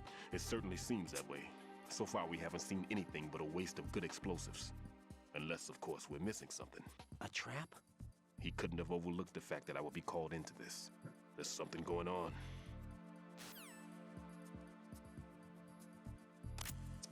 Smells fishy. Okay, dann gehen wir mal weiter. Erste Bombe und soll... Die ist nicht... Oh Gott. Oh, hi. Oh. Nein, nein, nein. Warte mal. Ist ein bisschen laut, aber hat aber mehr Wumms. Ach, die ist jetzt unten, oder? Aber ist ja, glaube ich, gar keiner da.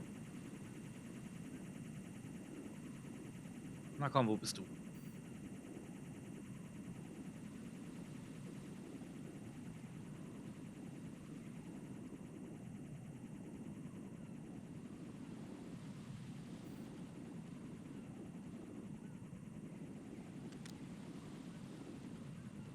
Da. Ah.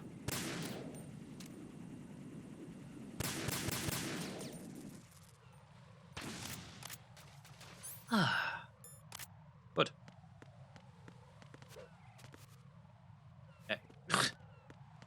Sowas? Nee. Okay. Gehen wir mal weiter. Transformerraum. Okay. Ah. Oh, hi. Bleib mal stehen. Good night. Sleep tight. Ah, das war hier.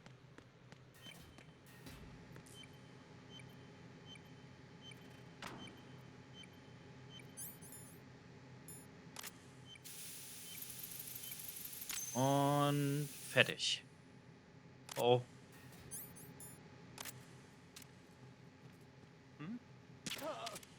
Good night.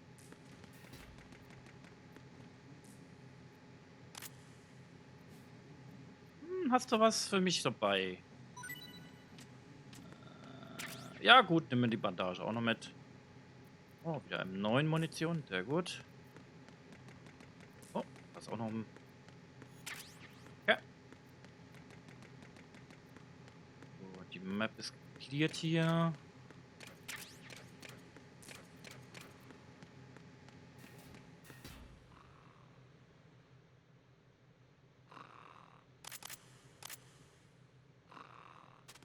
Warte mal.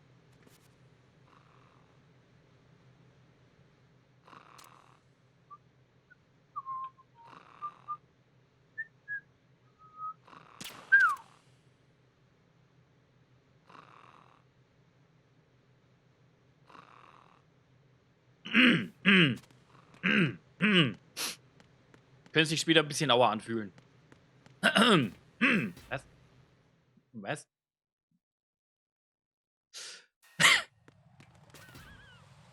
Ich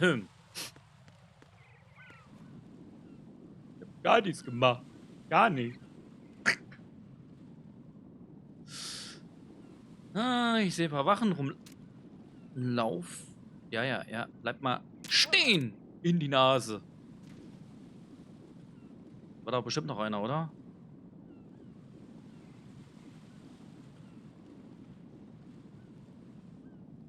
Hallo?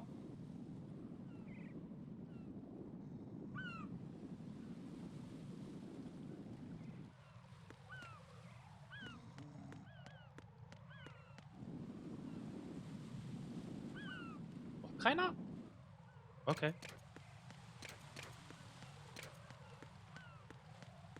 Dann nicht. Dum. Ein Pumpenraum.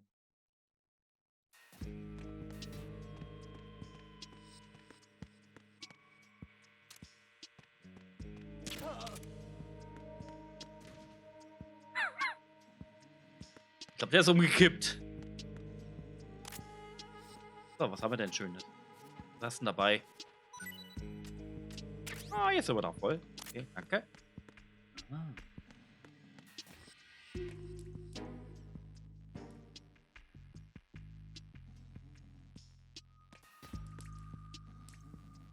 Kollege ist da drüben.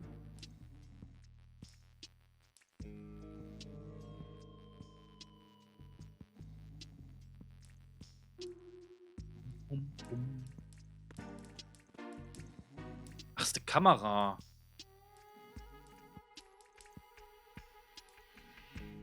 Okay, da darf ich nicht reinrennen. Ist da ein Typ noch? Falls nicht, dann baller ich mal die weg. Oh, eine Box. Okay.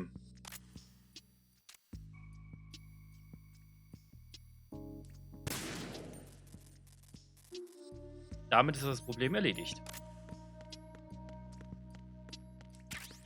Okay. So, ich glaube, das war hier ein Labyrinth oder sowas.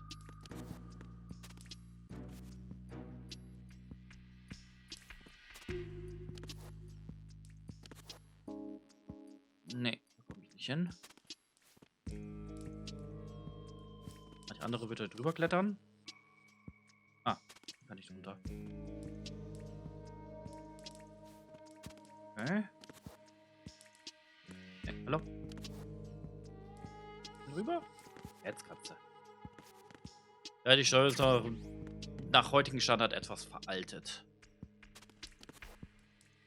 Okay, da komme ich nicht vorbei. Aber ich komme noch gut klar wie am ersten Tag. So. Warte mal. Station brauchen wir nicht. Ich glaube, wir müssen woanders durch. Voll vorbei, können wir gleich unten. Nee. Nee. Das dritte Rohr nervt. Nervt.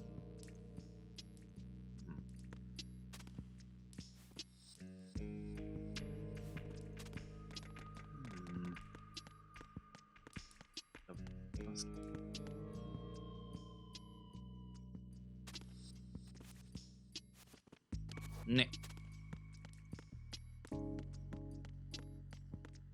Ja. Nein.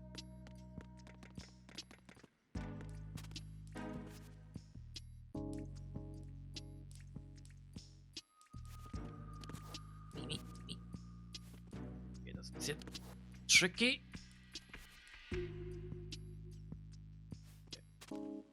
Okay. Rip.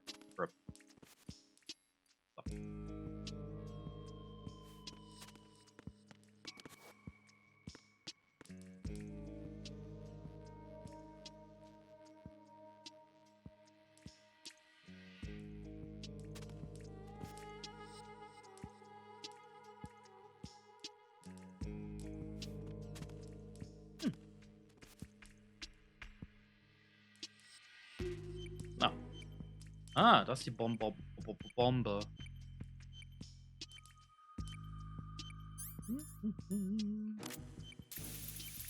Und aus mit dir. Nice. This is Raiden. The C4 found in Strut A has been frozen and disposed of. Explosives were planted in the pump room on the first floor. This is all wrong. This is something only an amateur would do. What do you mean? All the bombs that have been found so far don't appear to be in the right kind of locations. And the quantity of explosives isn't sufficient either. Even Fat Man can make mistakes, right? No, there's something else going on here. Get a move on with the disposal, Raiden. I've got a bad feeling about this. Do you think it's a trap? I don't know, but I'm gonna tell Pliskin to watch his back too. Just hurry.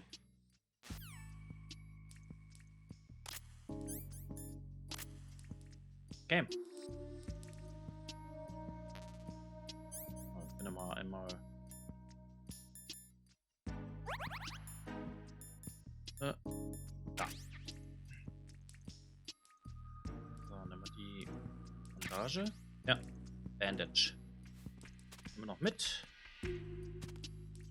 So, geht's denn weiter? Ah, hier muss ich noch durch. Wir haben jetzt 2 Bomben gefunden. Ah.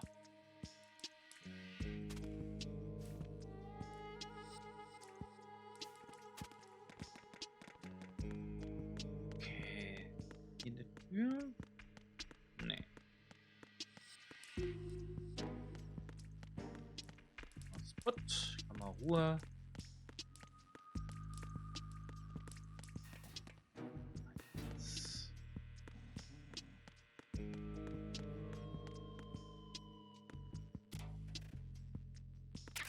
Okay. Ich glaube, er ist aufgestanden. Wir hatten die letztes hier reingesteckt.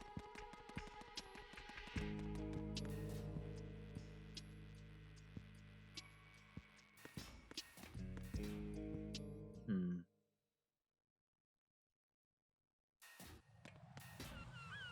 Hm.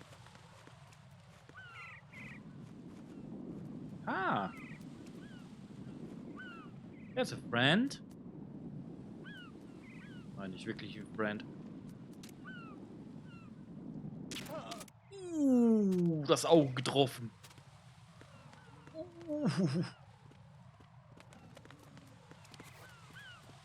Na, Stückchen. Nochmal Bandage. Kollege, was hast du denn da? Ist da was dabei, was ich brauchen könnte? Hallo?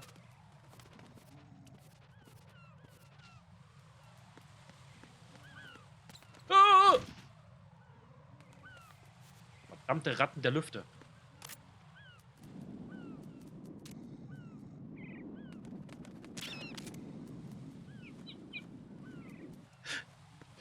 Die Taube schläft nur. Die schläft nur.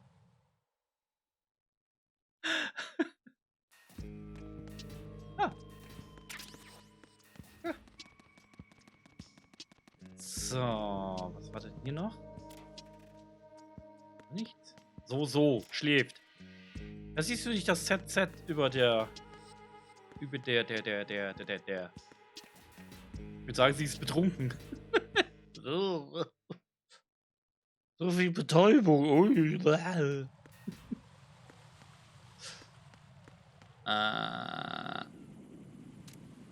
Okay. Scheibenkleister. Okay, wir müssen den kriegen und dann das Ding hier abschießen. Guten Tag. Der ist unten wohl.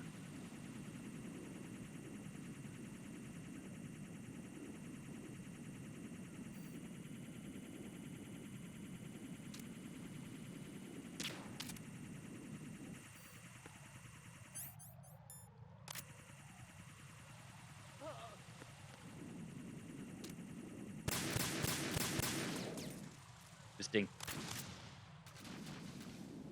Und Ruhe ist. Ist da noch wer?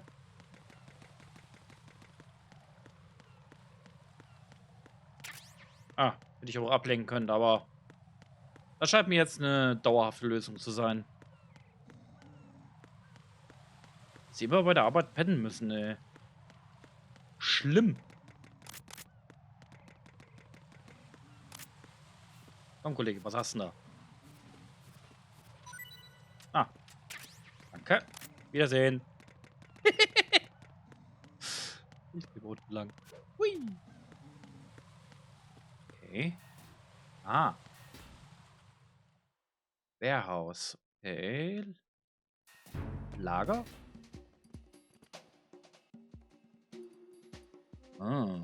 Friends. Ach, wir müssen oben lang. What's that? Ich bin weg. Ich bin weg.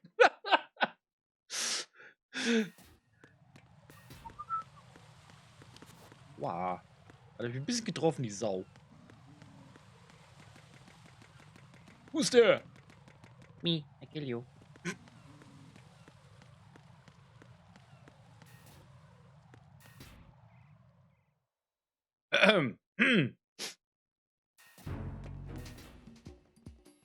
Bitte.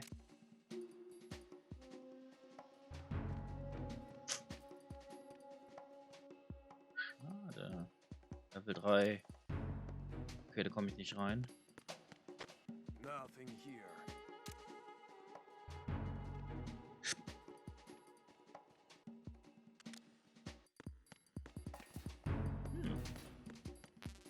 Hm.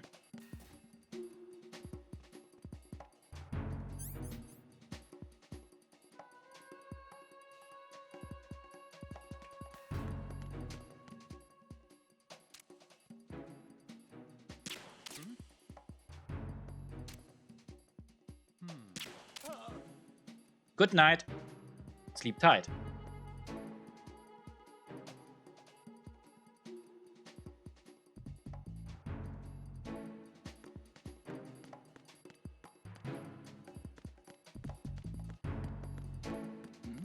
Kurwa! Kurwa! Enemy sighted. Requesting backup unit. Bin weg! War was? Oh. Ah.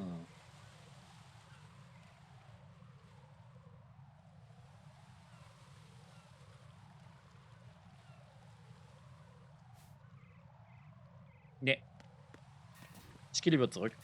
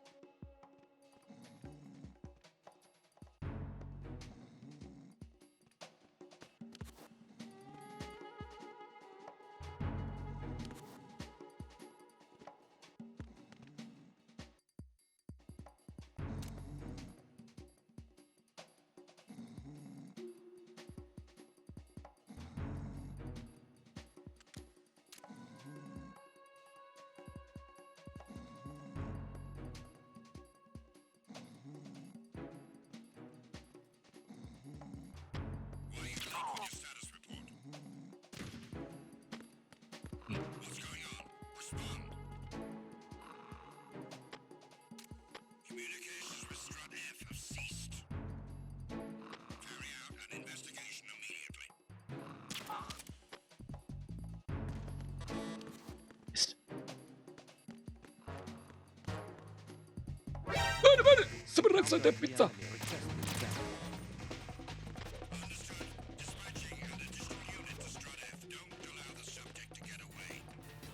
Ich bin schon weg.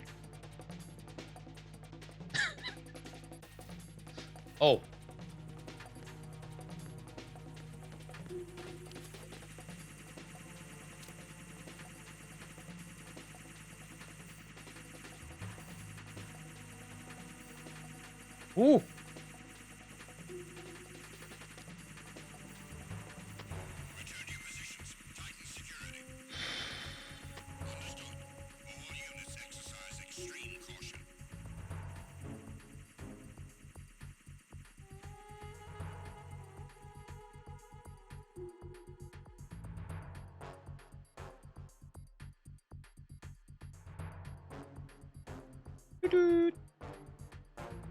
Not yet.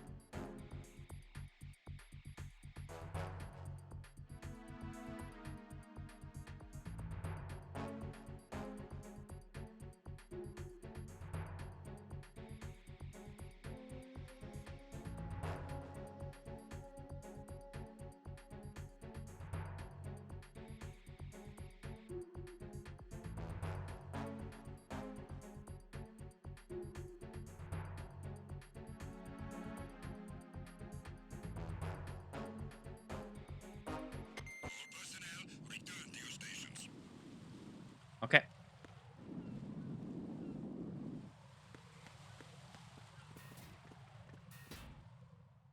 Bisschen schwieriger, ja.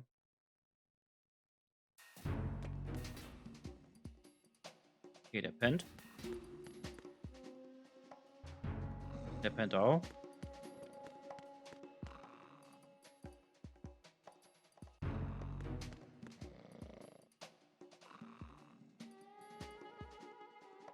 Die haben es einfach liegen gelassen. Okay, alles klar. Dankeschön. Das macht's für mich einfacher. Ah. Ah.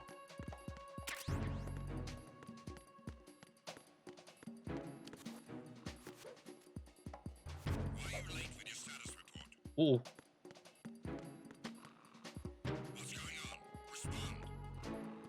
Ich muss mal weg. Kann man ja machen, aber es ist eine Falle. Ja, außer es ist eine Falle. Das las ich da, aber. Außer ist das. So, wir lassen die mal einfach ja vorbeigehen und dann probieren wir mal mit den Dings. Da kann ich einfach durch. Hi Leute. Gleich direkt in die in die Wachen reingelaufen.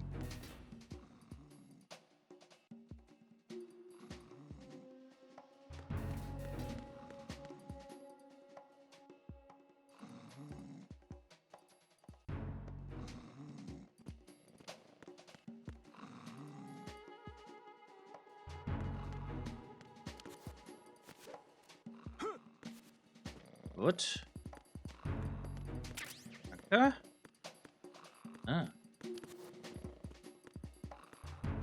Ah, da komme ich nicht hin. Ah, toll. 2.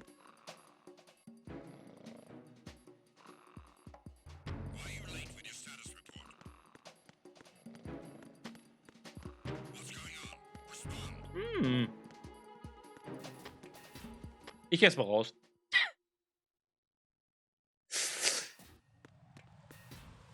Okay. Da muss ich ein bisschen schnell machen.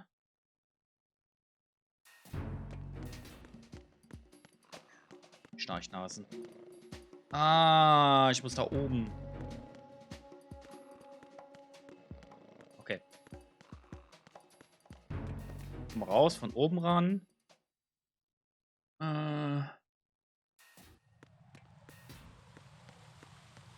Vermutlich kommt das Mistviech wieder an, ne?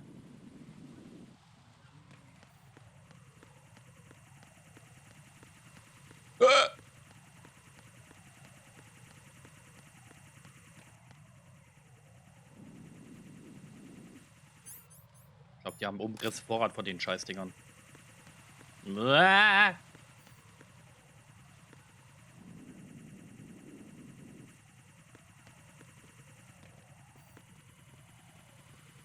ist wieder wach.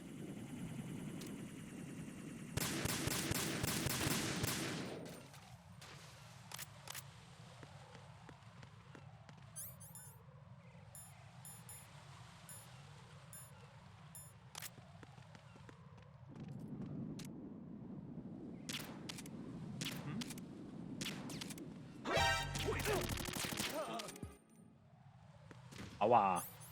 Arsch.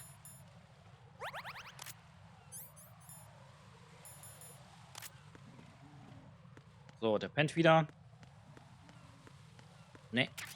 Okay.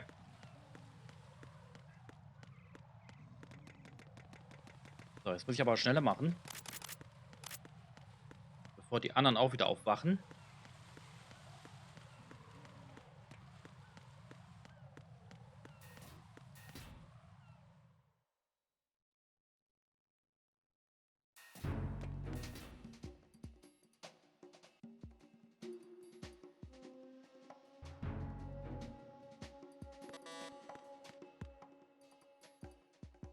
Ich glaube, die pennen noch. Ja, die pennen noch. Hier muss ich runter.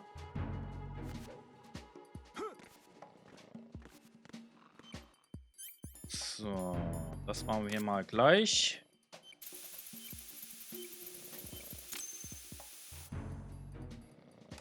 So, weg mit dir.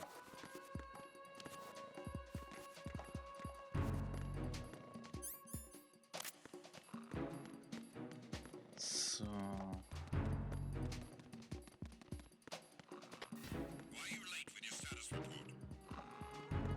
Aber ich setze mal zurück erstmal.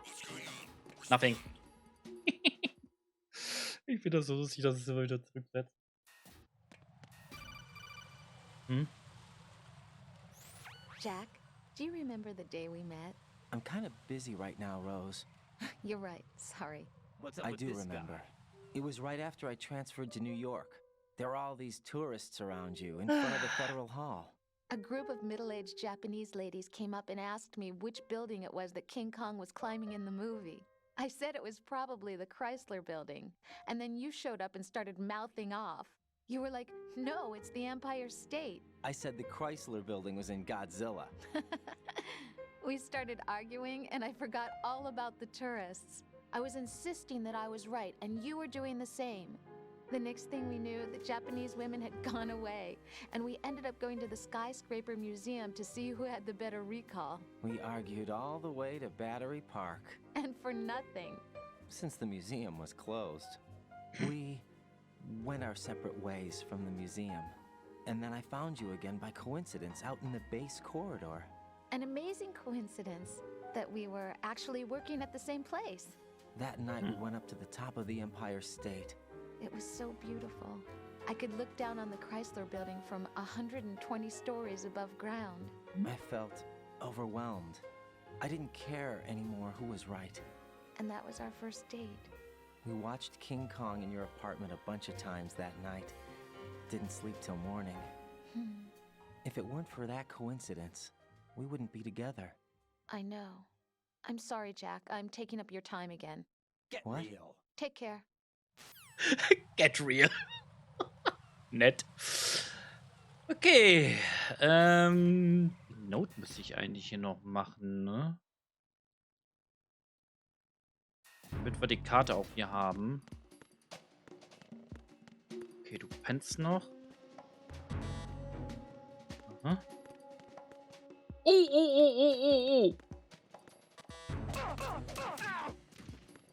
Oh. Nothing here. Er ist rechts gegenüber, ich schlag den anderen zusammen und der nichts hier. Okay. Oh.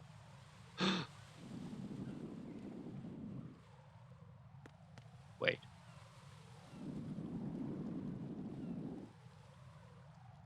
Something fishy is here.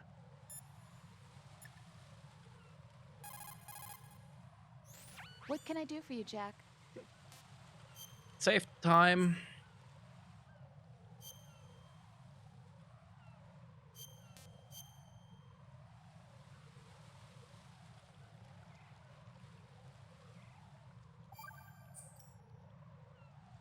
Jack, it must be so nerve-wracking to defuse a bomb. Weirdo. Yeah, I'd say so. Okay, that was a stupid thing to say. What a Sorry. weirdo. That's all right. It's just that I've never been trained in this stuff. You okay? Are you feeling well? I almost threw up a few times. Oh, Jack. But I'm okay. It's not like I'm in this alone. Oh, yeah, that's true. What do you Get think real. about when you're diffusing those things? I don't think so much as remember. And I know that I need to resist that and keep my mind blank. I can't let myself be overwhelmed by the fear. So, am I a part of what you try not to remember? I was just kidding. But I guess this isn't a good time for that. What a weirdo. No, it is. And I do think about you. I'm trying to remember what's so special about April 30th. Any success? No, not yet. You need to stay alive so you can. Okay, that's a deal. What a weirdo. Ooh. Be careful. There are Claymore mines around there. Who is this? Stealth-equipped Claymore mines, invisible to the naked eye. Use the mine detector. Identify yourself. Just call me Deep Throat. Deep Throat? You mean from Shadow Moses? Mr. X, then. Mr. X now, is it? Why would it matter if I called you Deep Throat? Never mind about that. Why did you contact me? Let's just say I'm one of your fans. Colonel, someone calling himself Mr. X just contacted me. Do you know anything about it? No. And whoever it wasn't a burst transmission. The transmission was sent from within the big shell. He called himself Deep Throat at first. Do you think... I caught that part too. But the possibility of it being true is none. Gray Fox was the one who used that alias in Shadow Moses, and he's dead. Is it an enemy trap? Could be. Exercise extreme caution.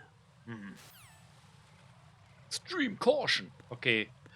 Wir müssen erstmal den Minen-Dingenskirchen suchen. Finden. Bla.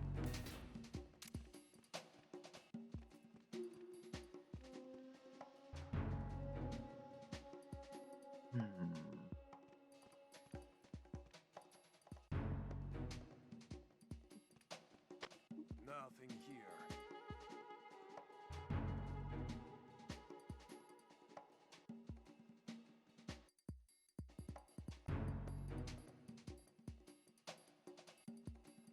Na komm.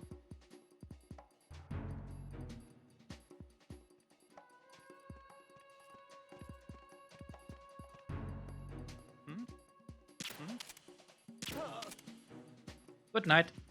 Sleep tight.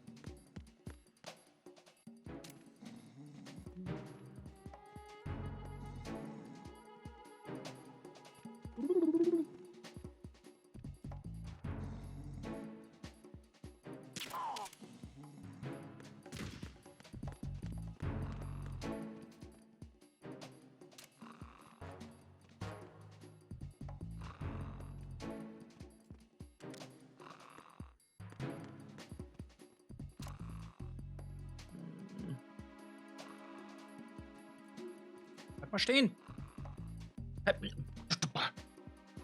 Ja, mit Team und Controller ist ein bisschen schwierig.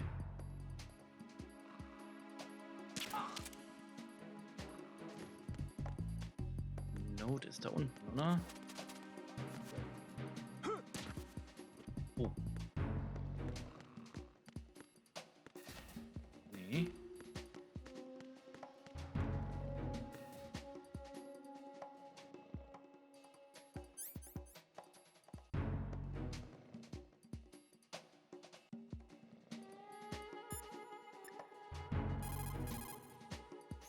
What can I do for you, Jack?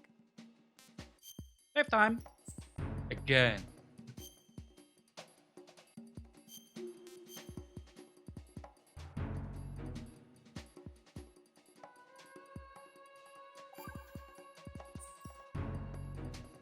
You're looking pretty good. Yeah? I wonder how Lieutenant J.G. Pliskin is doing. Well, he's doing pretty good too. Oh, really? I'm glad. Why are you so worried? Huh? About Pliskin? Well, I mean, he's defusing the bombs along with you. If he screws something up, you'll be... I guess so. He'll be all right, I'm sure. Don't worry about it. Okay. Hang in there.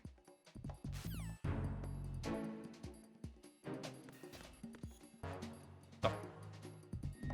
Einmal einloggen.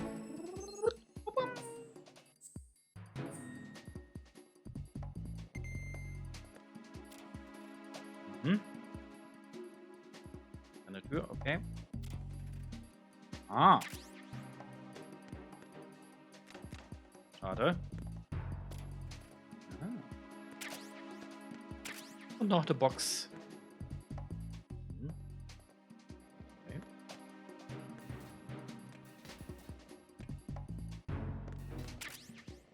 Ah, jetzt haben wir den Mine-Detektor. Das ist schön. Ah, da komme ich runter.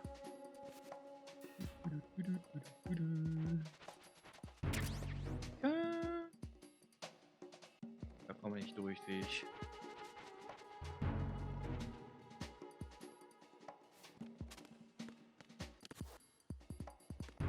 Oh. Nee. Mhm. Mhm. Okay.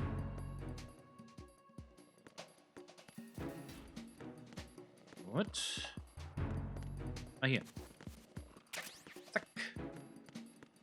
Das ist Level 2. Level 2. Da war doch noch ein Raum. Der war, glaube ich, aber abgesichert. Sind wir da wieder raus? Ja. Gerade mal gucken. Nochmal zurück. Müssen eigentlich noch liegen. Müssen. Ja. Pennt noch. Level 3 kommen wir nicht rein. Ne, hier war es nicht.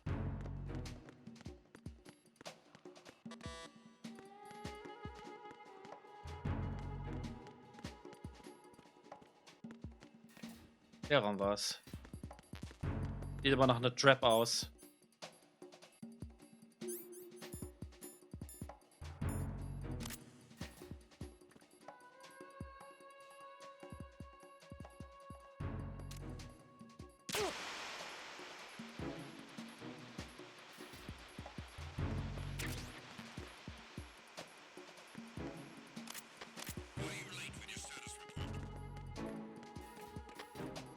Kostias. Sleeping. Lass doch mal die Leute mal schlafen. Die haben ihren Schlaf verdient.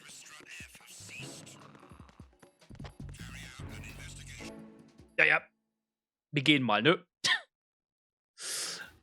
So, da könnt ihr da ein bisschen untersuchen.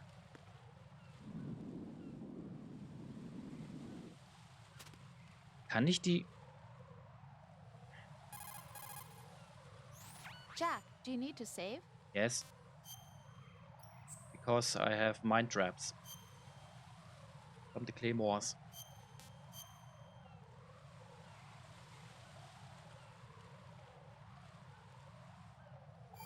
So.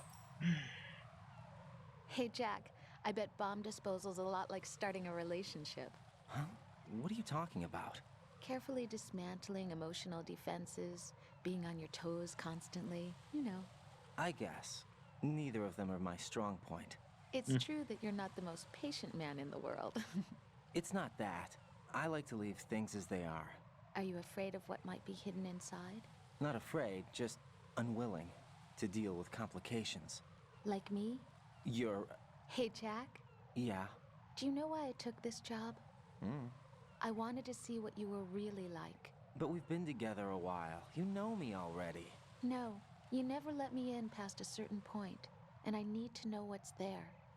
Oh, are you trying to take me apart now? Hey, it's not important. Good luck, Jack. Okay.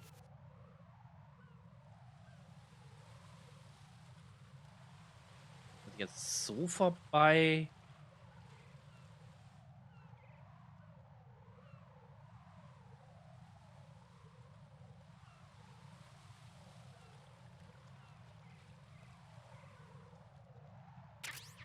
Oh, okay. Bin ich gerade so. Oh, also der Pizza Bums. You need help? I go. I'm going anywhere. But not there. Geh mal hier runter.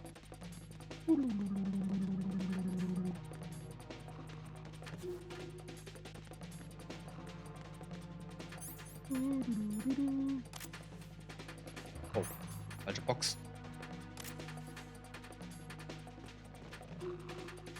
I'm not here.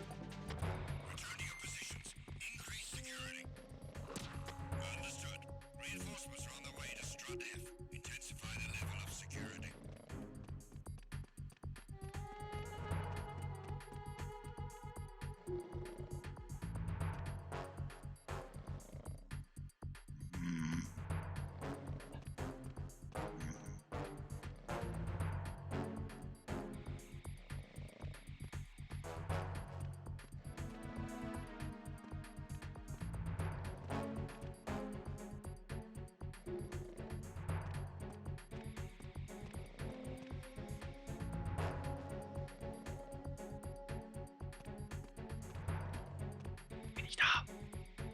Das ist nur eine Kiste. Nur eine Kiste.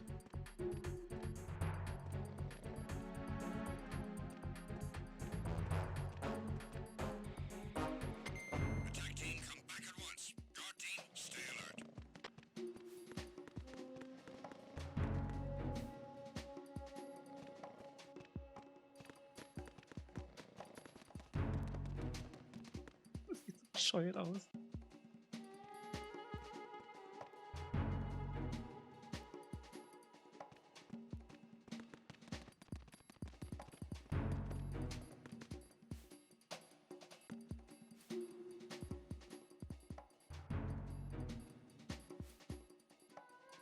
Okay, der pennt. Ich geh mal raus. Oh, no, ich war nie da.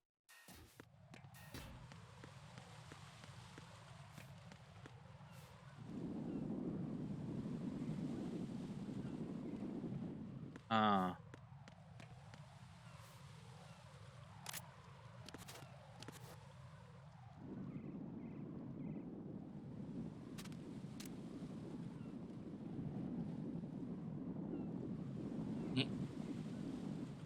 Hm.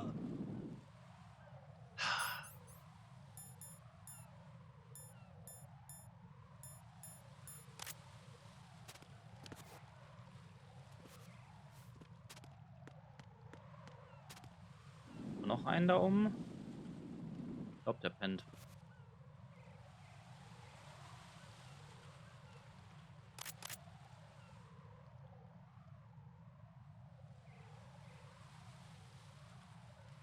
So.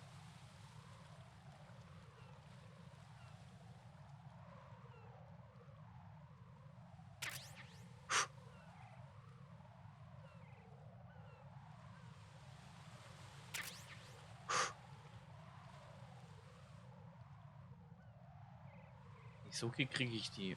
Okay.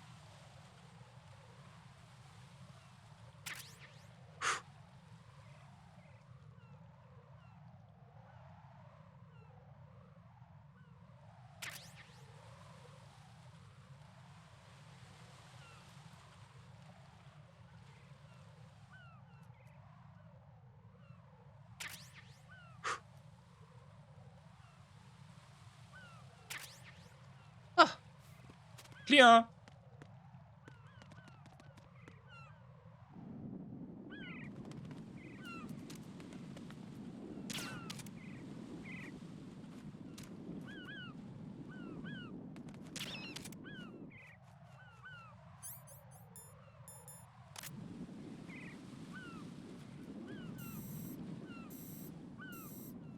Sie schläft nur.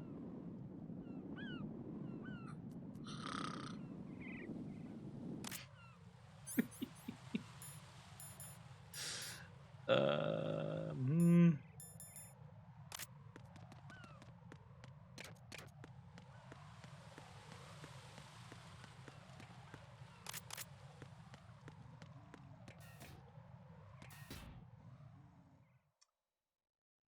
Ah, Paketraum, ne?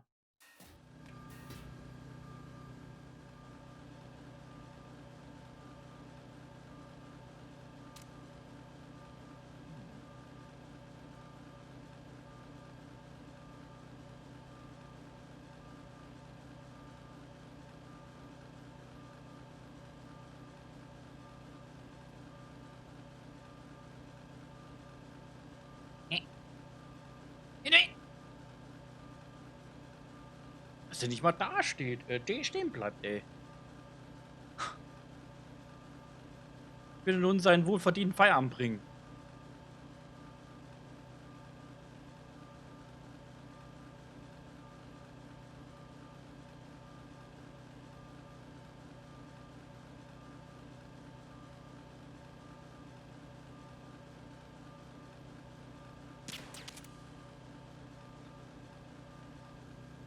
Goddammit. Ich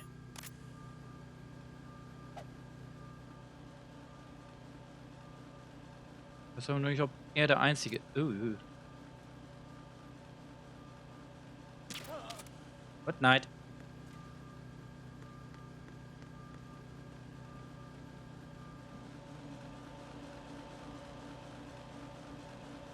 Okay, er scheint der Einzige zu sein. Das ist gut.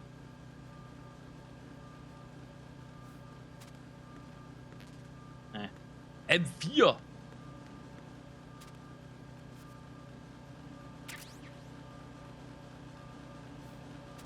Okay, das sind Not.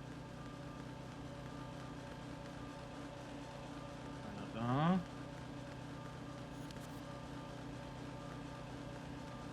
Einloggen.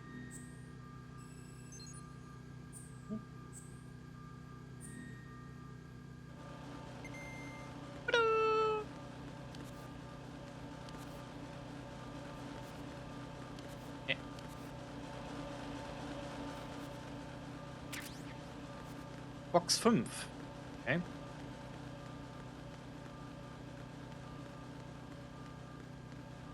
Was ist da lang?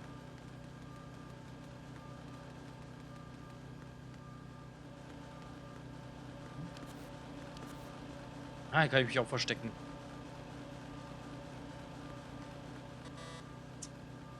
Base Level? 5. Okay. 5. Hm.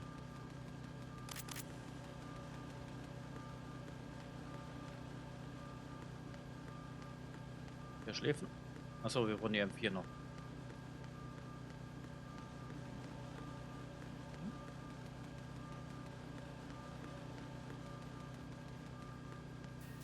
Ah. Heliport. Okay.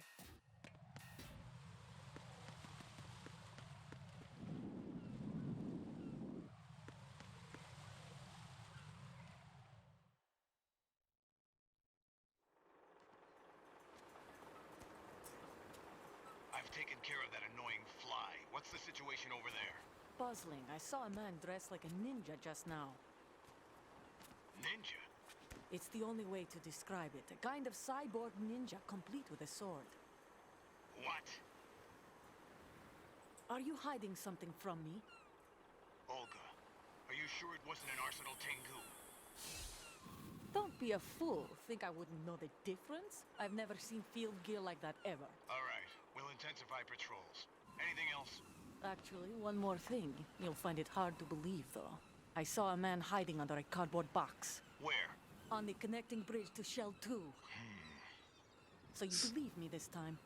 I've seen someone use that box trick before. We'll lay a trap on the Shell 2 connecting bridge. Over and out, then. Freeze! You must be one of Dead Cell. Of course not. What a thing to say.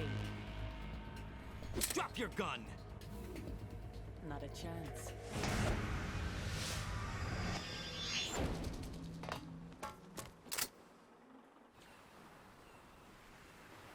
Okay.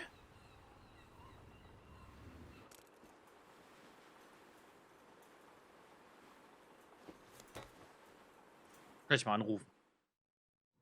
Chef, da war was. I saw a female soldier. Russian. Must be Olga Gerlukovich. How do you know? Unlike you, I've been briefed. She's not a Dead Cell? No, she commands a Russian private army. They must be the ones patrolling the big shell. That's right. She's led the group ever since her old man, Colonel Gerlukovich, died. Watch yourself with her. She's a tough one. Hm.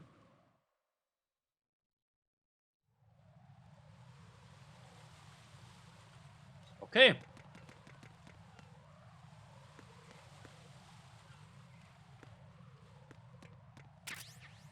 Box 3.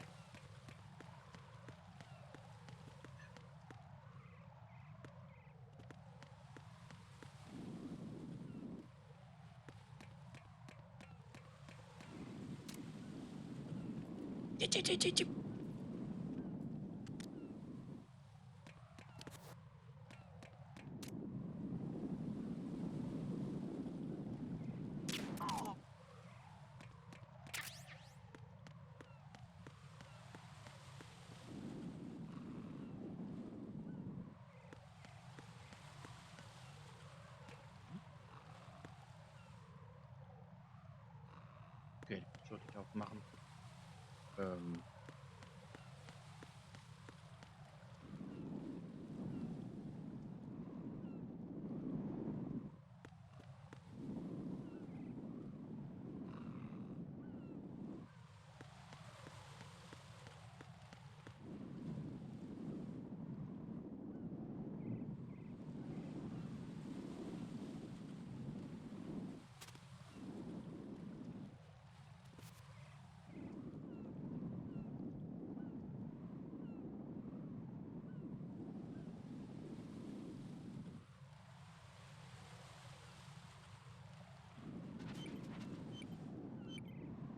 Ah. There we go.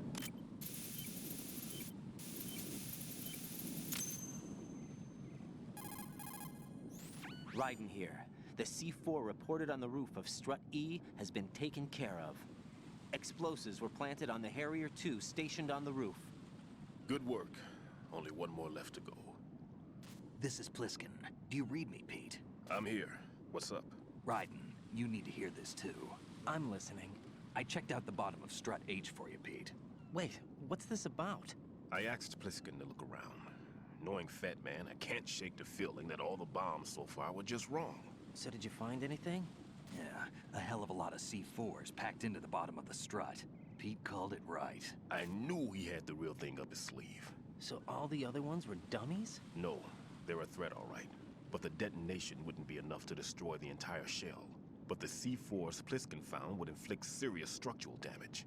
That's not the bad news either. These are sensor-proof. What? New model, I guess. The ionization sensor can't detect them. The whole thing is sealed tight to prevent vapor leak, and there's no trace of that cologne signature. Pete, looks like he fooled you. Yes. But you managed to find the thing anyway. It was sheer luck. Bombs that are invisible to the sensor? Any ideas, Pete? Are there more out there? I'll go see for myself. You can't move fast enough. He's right. I can try the spray from a distance. Hold on. There's something not right about this one. I can feel it.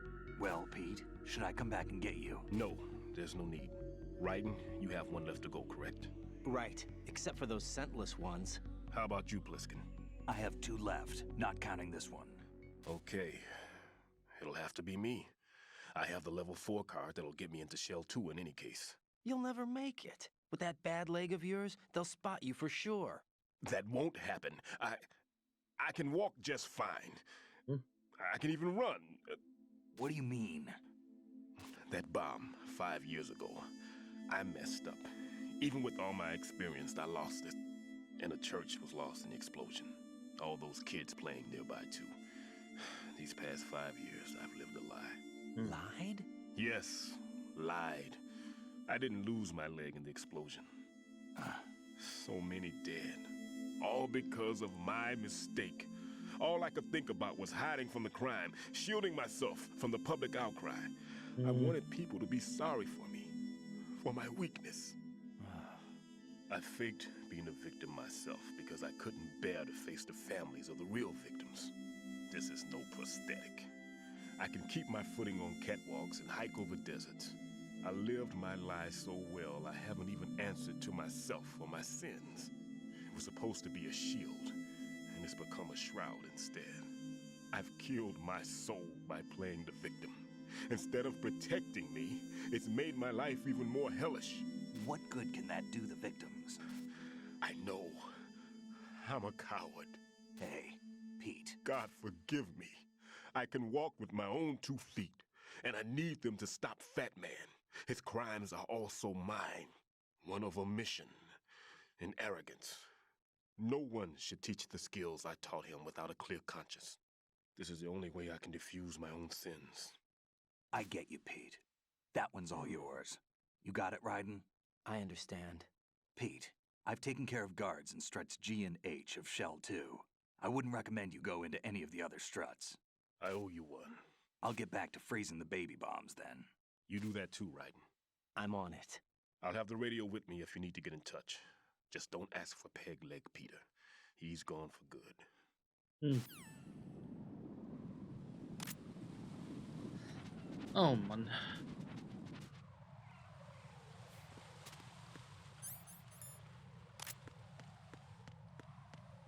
Hey Kollege. Got something? Nope. I don't think so.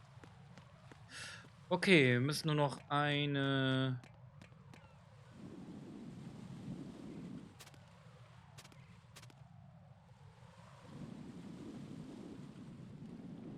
Hier kann auch was liegen. Ich weiß nicht.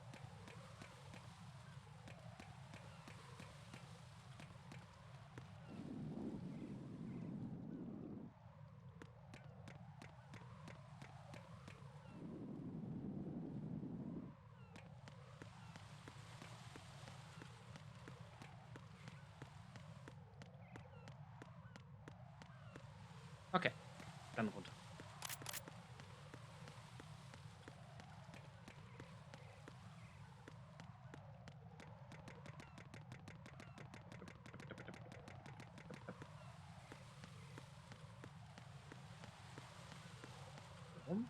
oder da rum?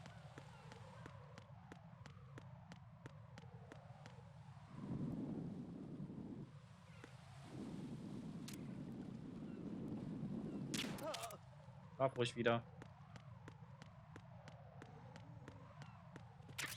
Thanks.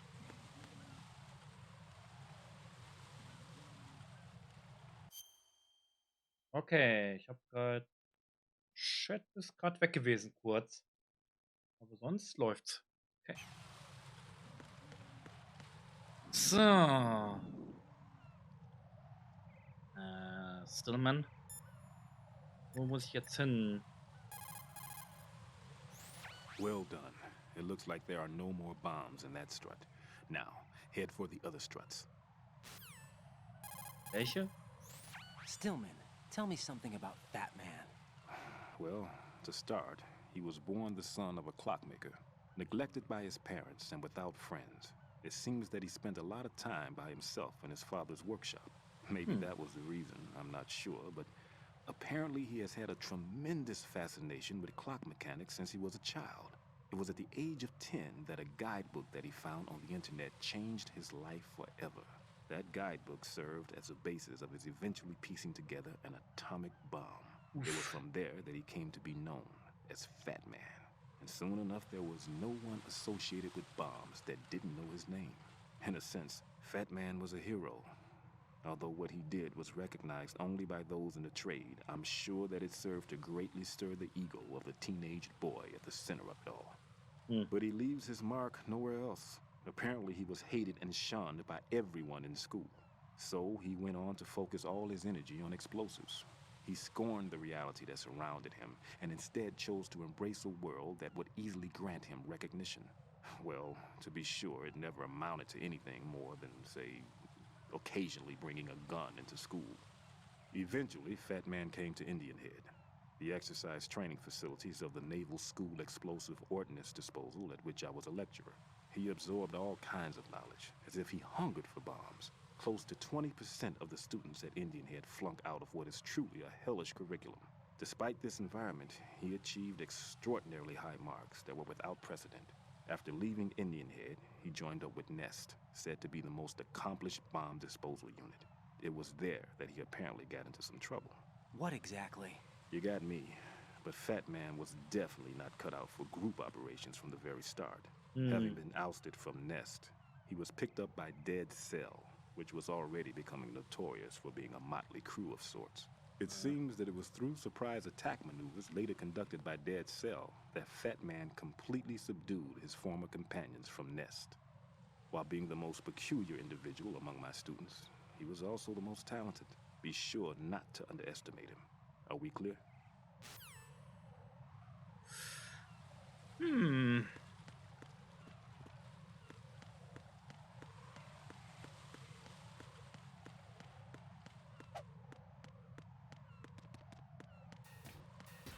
Okay, die nächste Strebe. Müssen wir dann da hin? Ist er wieder wach? Nächste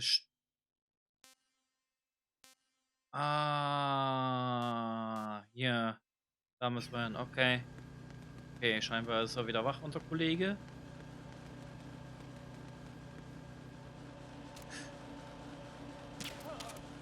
Jetzt nicht mehr.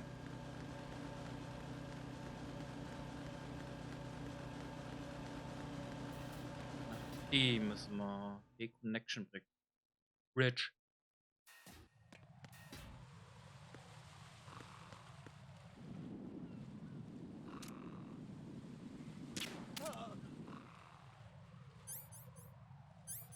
Warte.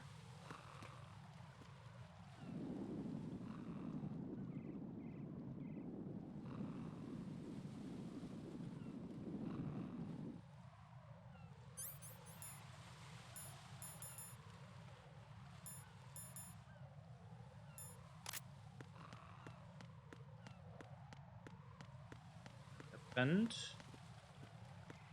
Alright. Die Tür wollte jetzt nicht aufgehen.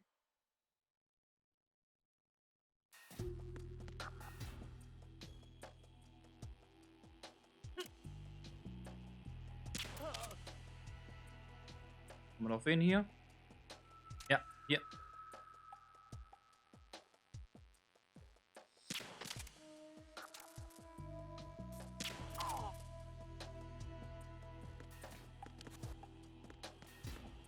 Okay.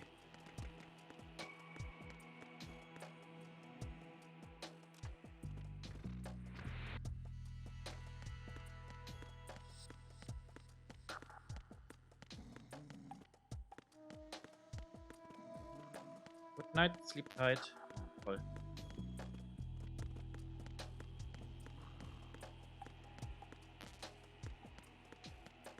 Toll. Runter.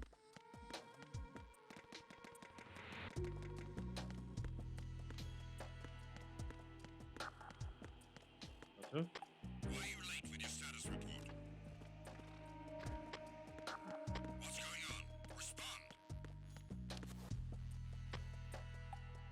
So. Karte.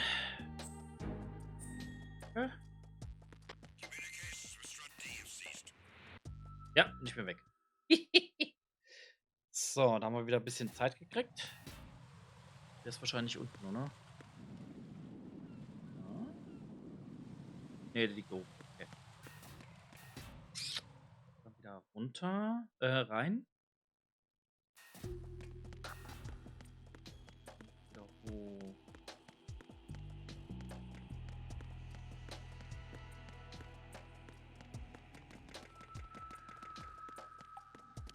Na. Ah, da war eine Munition unten. Okay.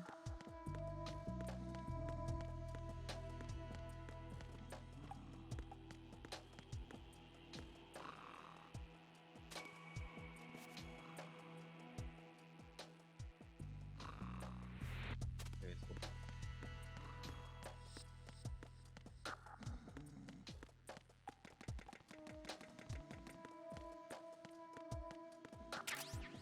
Ja.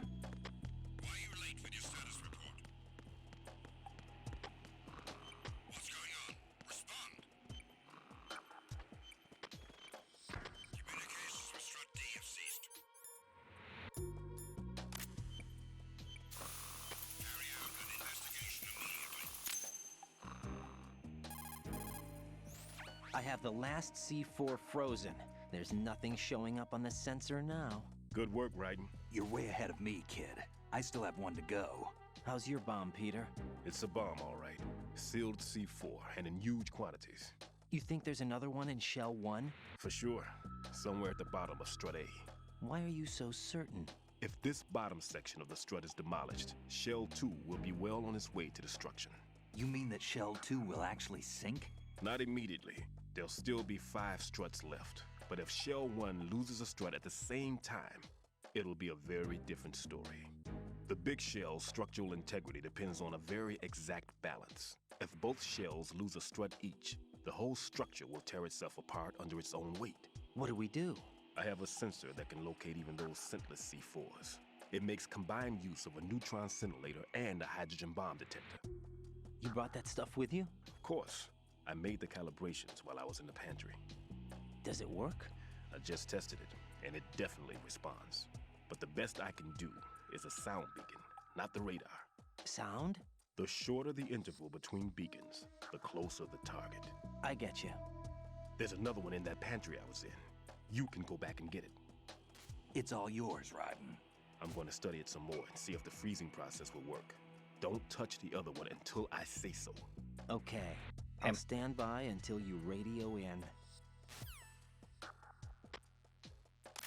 Geh weg hier.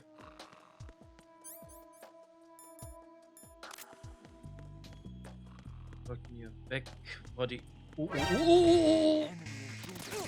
Aua, aua, aua.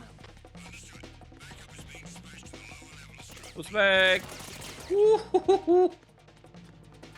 Bitte, bitte, bitte, bitte. Weg. Tschüss. Aua. Hab ich getroffen, die Säue. Schweine.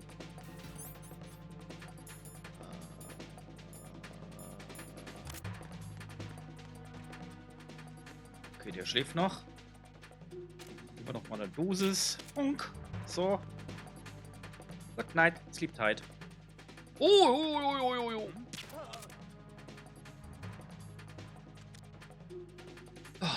Das war knapp.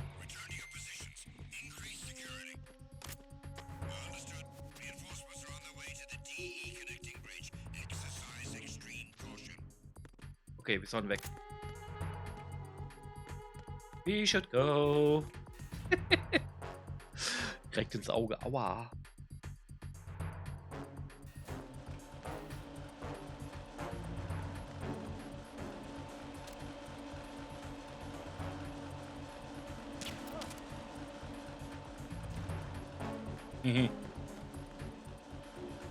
Und zurück in den Vorratsraum.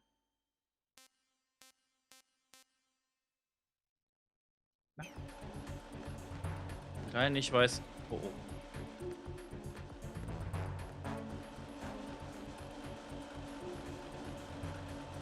Hast du beide ausgenommen, oder? Ja. Sehr schön. Ups, Entschuldigung.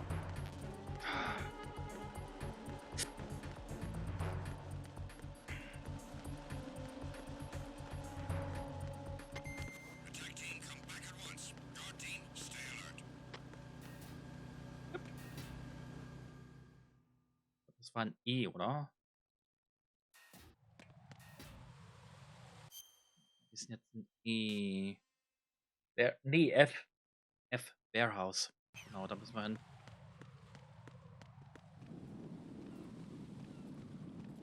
Okay, der ist über mir. Haben die neue Minen hingelegt?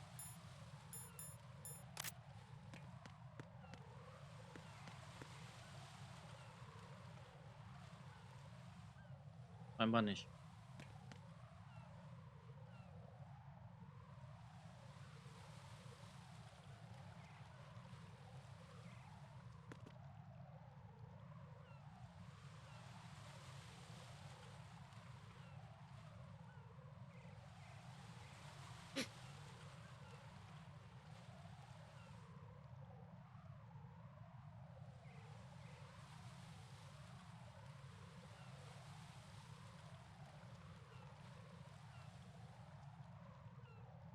Wir lassen ein bisschen auf die.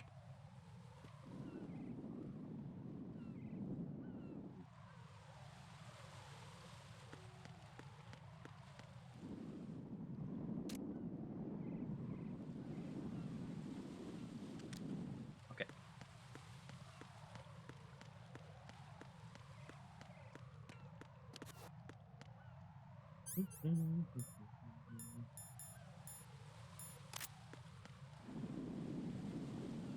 Ist weg. So.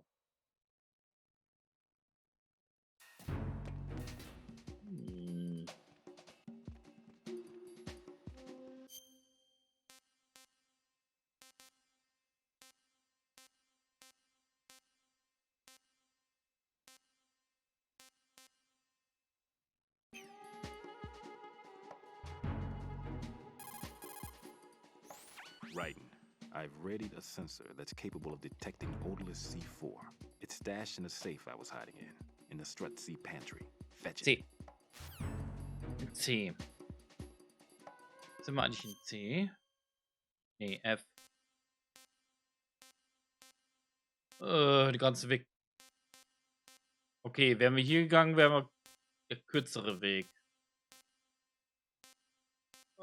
Ich glaube, ich nehme den kürzeren Weg. Ja. Okay, ciao. Have a great time.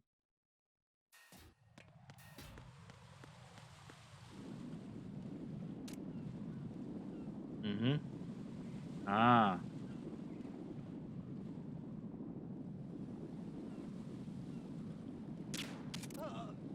Good night. Sleep tight. So, Minendetektor lieber an. Okay, es sieht clear aus. Very clear.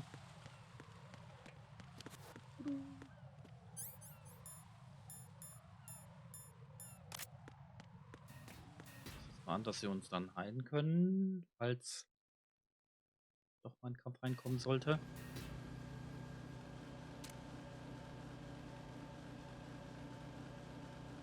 Da ist er doch.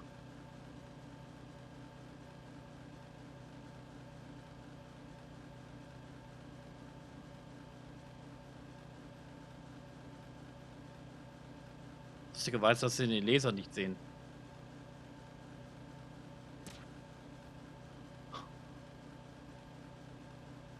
Ich glaube, der hat gerade einen geweckt.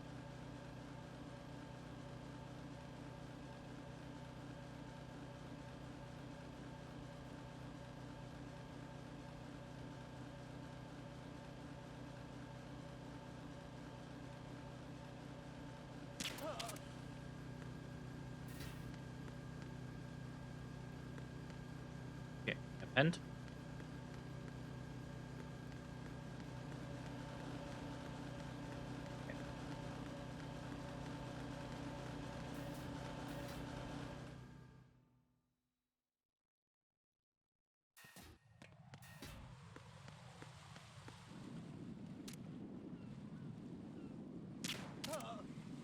Good night. Oh, der da oben.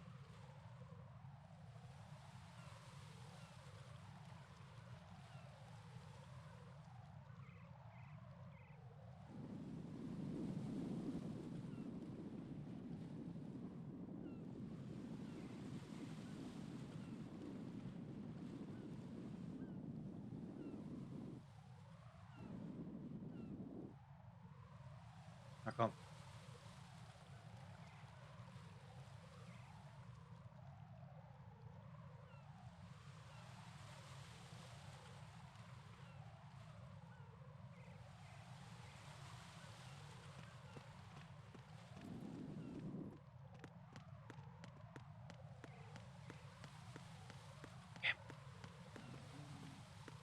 Ich muss aber durch.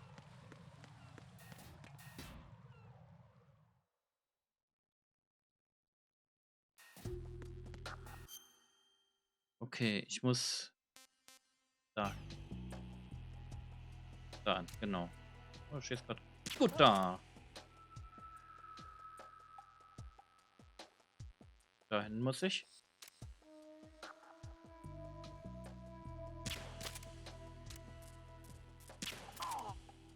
Sehr schön. Sehr schön reingelaufen. Finde ich gut. Finde ich super. Schnarchnasen.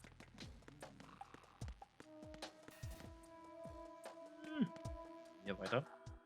CD Connection Bridge. Oh oh.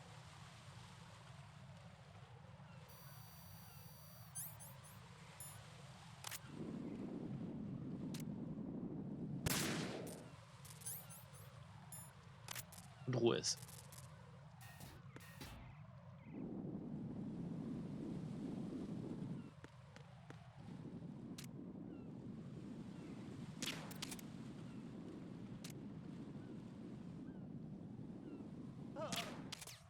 Und nochmal. Okay.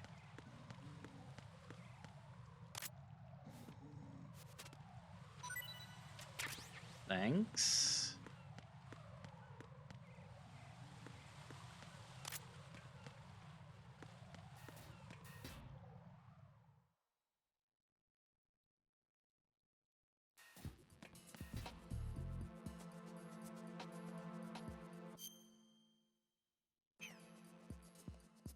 So. Dann würde ich sagen, wir saven hier. Jack, Und do you need to save? na klar. Ja. Und die Bombenentschärfung machen wir nächstes Mal weiter. Jo.